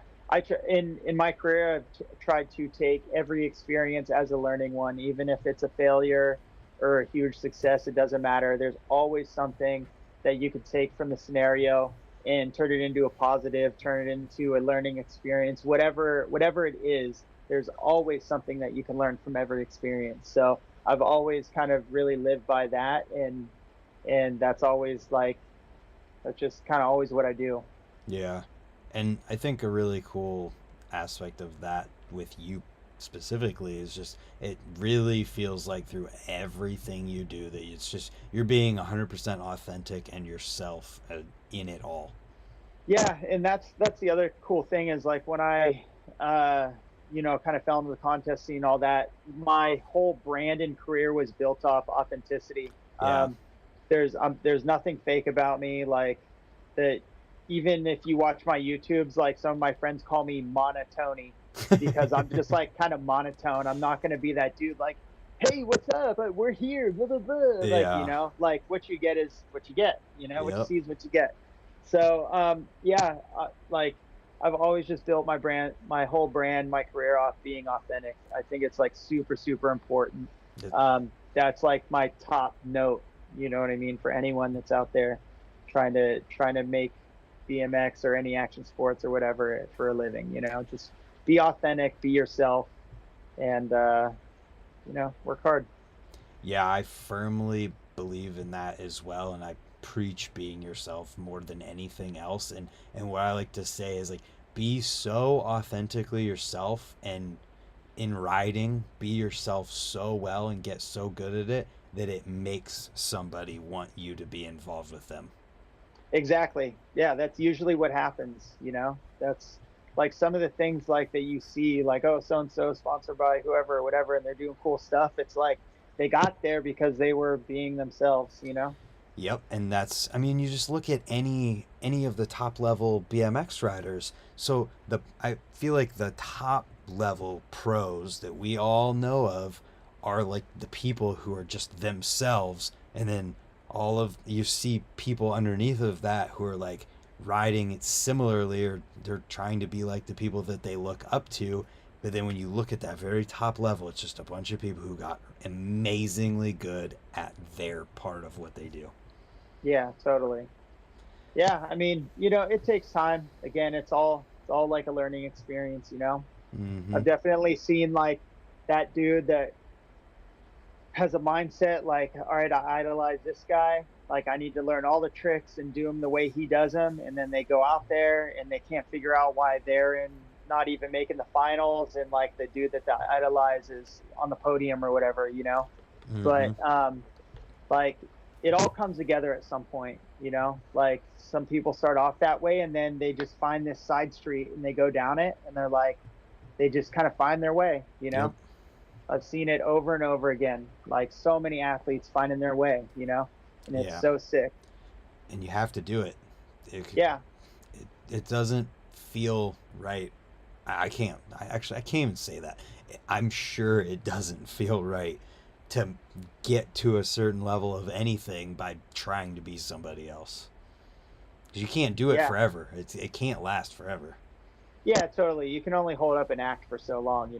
But yeah, authenticity is the way to go, in my opinion. I've just been that way my whole career. So Yeah. So here's a great curveball for you. Dude named Brody Butterfield says, "Anyway, Anthony, hit us with a good bee hunt story." oh man. Oh, I've known Brian Hunt for so long. I'm trying to think of like a really good one though. All right, one time we were in Puerto Rico, and we were literally just surfing and partying in Puerto Rico. It was awesome. We were there for like yeah, almost a week or whatever, just hanging out, riding a little BMX here and there, but mostly just like a nice vacation. Um, Brian was just on one, and we were at this like bar that was kind of on a second story, but in this small little town called Rincon, and it was like kind of near the beach too, but he kept looking around like, "Where's Brian? Where's Brian?" And we'd like go outside, and he'd just be on his back, palms to the sky, with his cell phone and his wallet on his chest. He'd be like, "Brian, get up, come on!" We like grab him, drag him back into the bar, and then we'd be hanging out, and then we look around, "Where's Brian again?" And we go back outside and be somewhere else, just laid up, phone, all in there. He's the best. I love him. That's That's funny. probably not the best story. We've had so many times. We've traveled around the world together. Like we've both been severely injured in places and helping each other out. He's like one of my long life friends, and I love that dude. Nice. That was a good enough story, I think. Yeah. Uh, Also, I see that my phone is hitting 10%.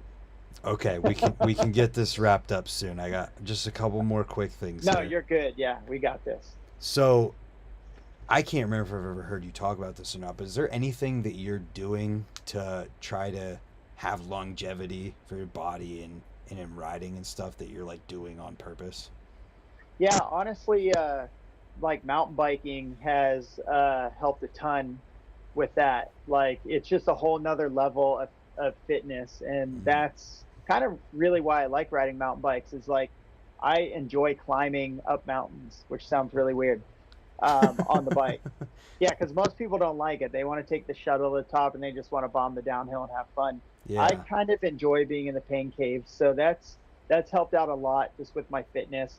I've never really been like a go to the gym or do CrossFit kind of guy. Like I've definitely gone through my phases of it, Mm-hmm. and I get really into it, and then I fall out of the practice, and then I don't want to get back into it. Yeah. So mountain biking's been like a pretty solid, consistent workout for me for the last like 5 years. On the other hand, my brother is an absolute beast. Like he's training for like an Ironman, and he's like always doing CrossFit, and he rides a gravel bike and he rides a mountain bike. He's just insane. He has 2 kids, and he's like a super dad. That's Um, funny. yeah, so there's that, and really just like healthy eating. I've always been super self aware of like what I'm eating. Mm. I'm a total foodie though. Like you'll see if you follow me on Instagram that I'm posting like the biggest feasts on the Traeger and all that. But I try my best to eat really good stuff as well. So Yeah. it's really just about like proper dieting, knowing what you're putting in your body, knowing what works for your body, because everyone's different. You know, maybe some people's bodies work better on like leaner meats, maybe some on fattier meats, like whatever it is, or no meats at all. Just Or depends what only you're into. meat. Or only meat. Yeah, I knew the the Sam that used to own Tree Sam used from to Tree, only yeah. eat. Yeah, used to only eat raw meat out of glass mason jars that were like the meat was green. And yeah, so anyways. um yeah, it's really just I train on the mountain bike a lot with the climbing and everything, and the endurance of like going downhill and doing that whole thing. I'm not much of a stretcher. I used to go in and out of stretching, but I feel like I found that once you start stretching, you can't stop stretching. Mm. And that if you do stop stretching, that's where you start to feel like, oh, I'm hurting, I'm tight, whatever. Like I've never Oh. been a big stretcher, so I don't stretch at all ever. Well, for But me, I'm pretty flexible. I just don't stretch at all. yeah, I think for me, I just stretch like when I feel the tightness, and then I'll use Totally. like the percussion massage gun thing Yeah, when yeah. I I use have all that those. stuff. Yeah. What about do you do any kind of supplements, vitamins? Um, Mike Spinner hooks me up with a lot of EVL stuff. Oh, these? So, oh yeah, yep, you Oh, got them. these? Oh yeah, those. Yeah. We See, love you you, know. Mike. Yes, we do. We love you, Mike. So, yeah, I use a lot of the EVL products. I also ride for Just Live CBD. So I do a lot of CBD stuff as well. This one's my favorite. Oh yeah, the BCA. So usually I do like in the mornings I do the pre-workout, Mm. and I'll put it in a water bottle and I'll drink it like 10, 15 minutes before, excuse me, before I get to the trailhead. Yep. And then what's usually inside my water bottle on my bike is the BCAA. Gotcha. Yeah, I like to mix that up so I can have something that tastes better than water for lunch. Right, yeah. And take the vitamins in the morning. And dude, I swear, it's the kind of thing I talk about this all the time because it's like important. Because I notice if I miss out on this stuff for a couple days, like all of it, I feel it. Yeah. And you Yep. can definitely tell when you're like your body's like running well, and then you're not giving it the stuff that it's used to running well on. You feel it. Right, yeah. I try and get most like vitamins and nutrition just through the food that I eat. Mm. Sometimes I do go through these kicks. Like I have a cold press like juicer. Yeah. So sometimes I get really into that. Like if I'm injured, there's times where I'm only just doing juices. Gotcha.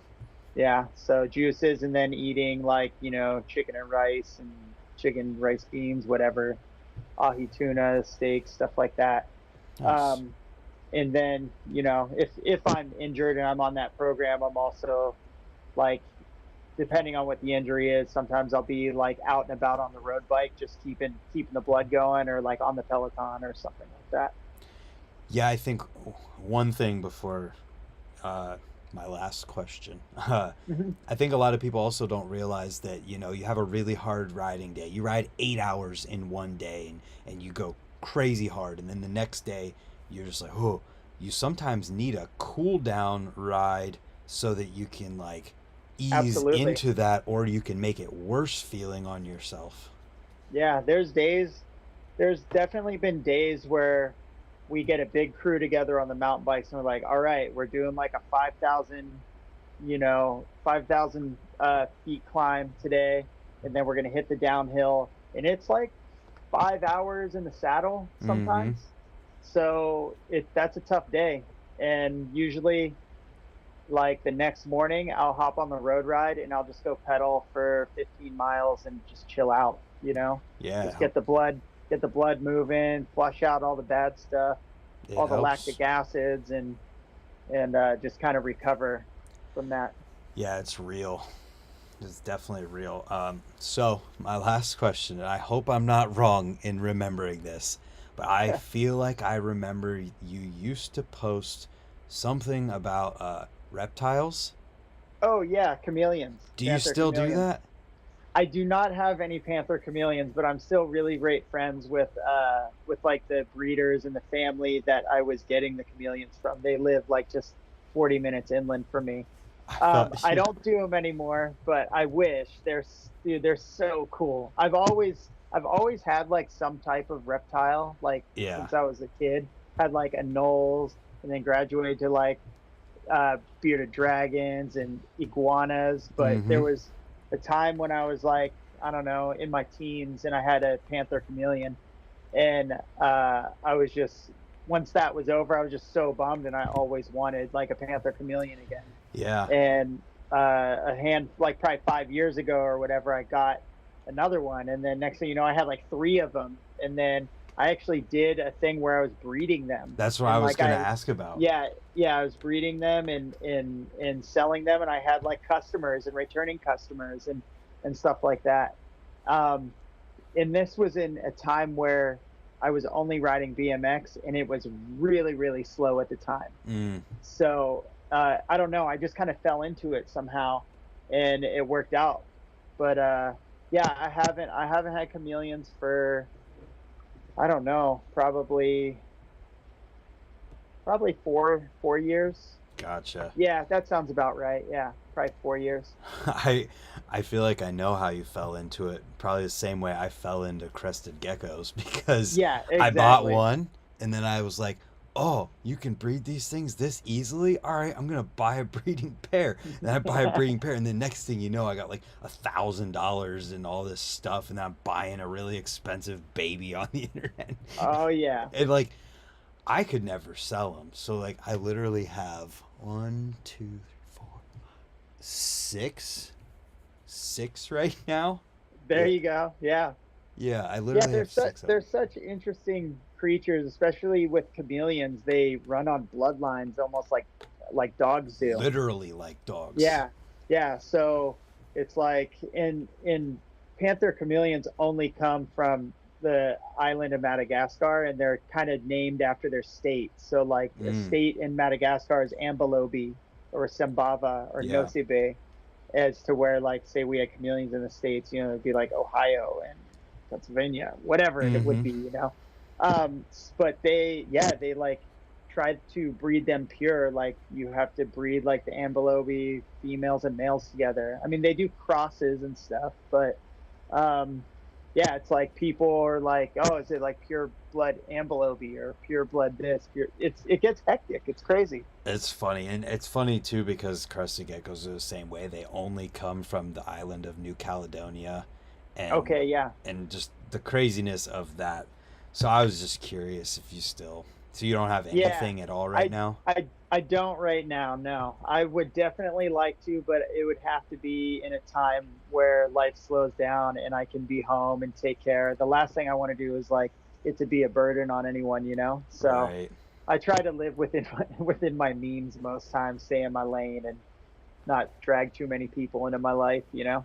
I get it. Yeah, we're about to move into this house. And I got all these geckos, and I'm like, what am I gonna do when we go away for a whole weekend? And these things need fed and watered every day. That's Yeah, that's life, though. So, it is.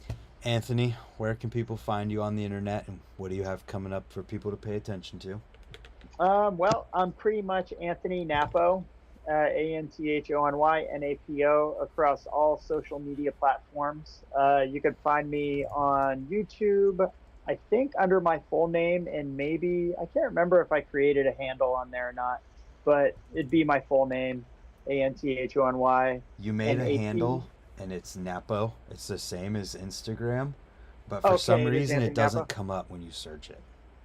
Oh, okay, yeah, it's probably something about you know how YouTube is, it's all crazy. Yep. I probably didn't hit the level to where I could use a handle yet. Who knows?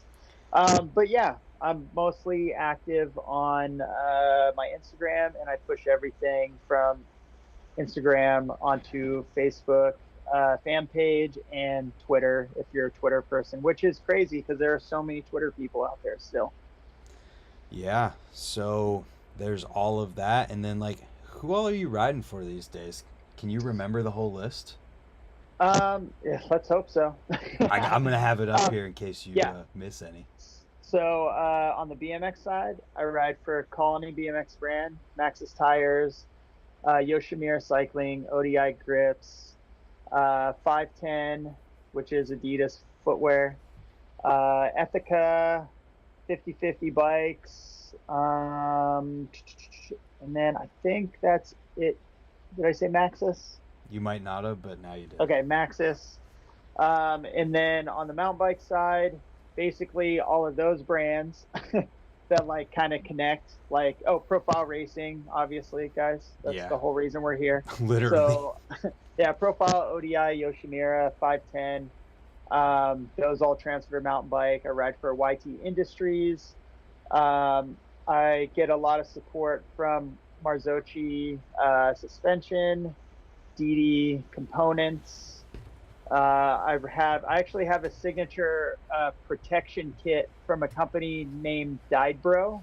So it stands for Do You Even Drift Bro. And you can get a protection kit for the BMX bike and mountain bikes. So Nice. I actually have one on my BMX. It's a like signature Anthony Napo protection kit. It's all kind of like tattoo inspired artwork on the protection kit, which is really sick. That was actually one of the cooler things that I did on that side. And I think that, and Just Live CBD. Trying to think.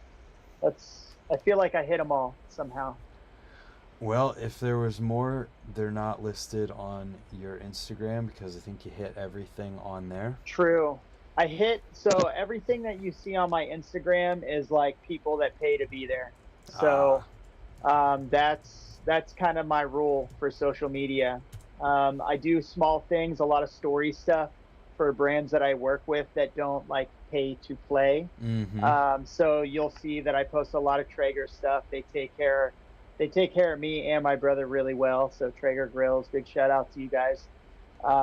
We do more with them than just posting stuff on the internet. They fly us places and invite us to cool events and whatnot. Yeah, and there's a bunch of other brands out there. I started kind of working with this Waterloo sparkling water brand, and yeah, so that's that. Hell yeah. So for everyone who's still here, Galaxy Rust is coming out March 11th. For week of the 13th, right? Week of the 13th. Yeah, the notes say Oh, March yeah, somewhere 11th. around. Yeah, you're right. Sorry. And you're going to have to be on it, people. Yep, be on it. Hit up your local bike, like hit them up now. Talk to your local bike shops. If you have one particular that carries Profile Racing, hit them up. because as soon as this goes live, they're absolutely going to know. They're going to get the emails the morning they get to work, and you're going to want to have your order in then so they can get it. There it is. So check them out, and thanks for doing this, Anthony. This was sick. Yeah, no problem, man. Thanks for having me. It was a really good chat. I'm stoked we were able to link up. I'm real happy that this was something that we talked about a year, maybe over a year, and here we are now. So We made it happen. So on that note, everyone, check them out and have a good night. thanks, guys.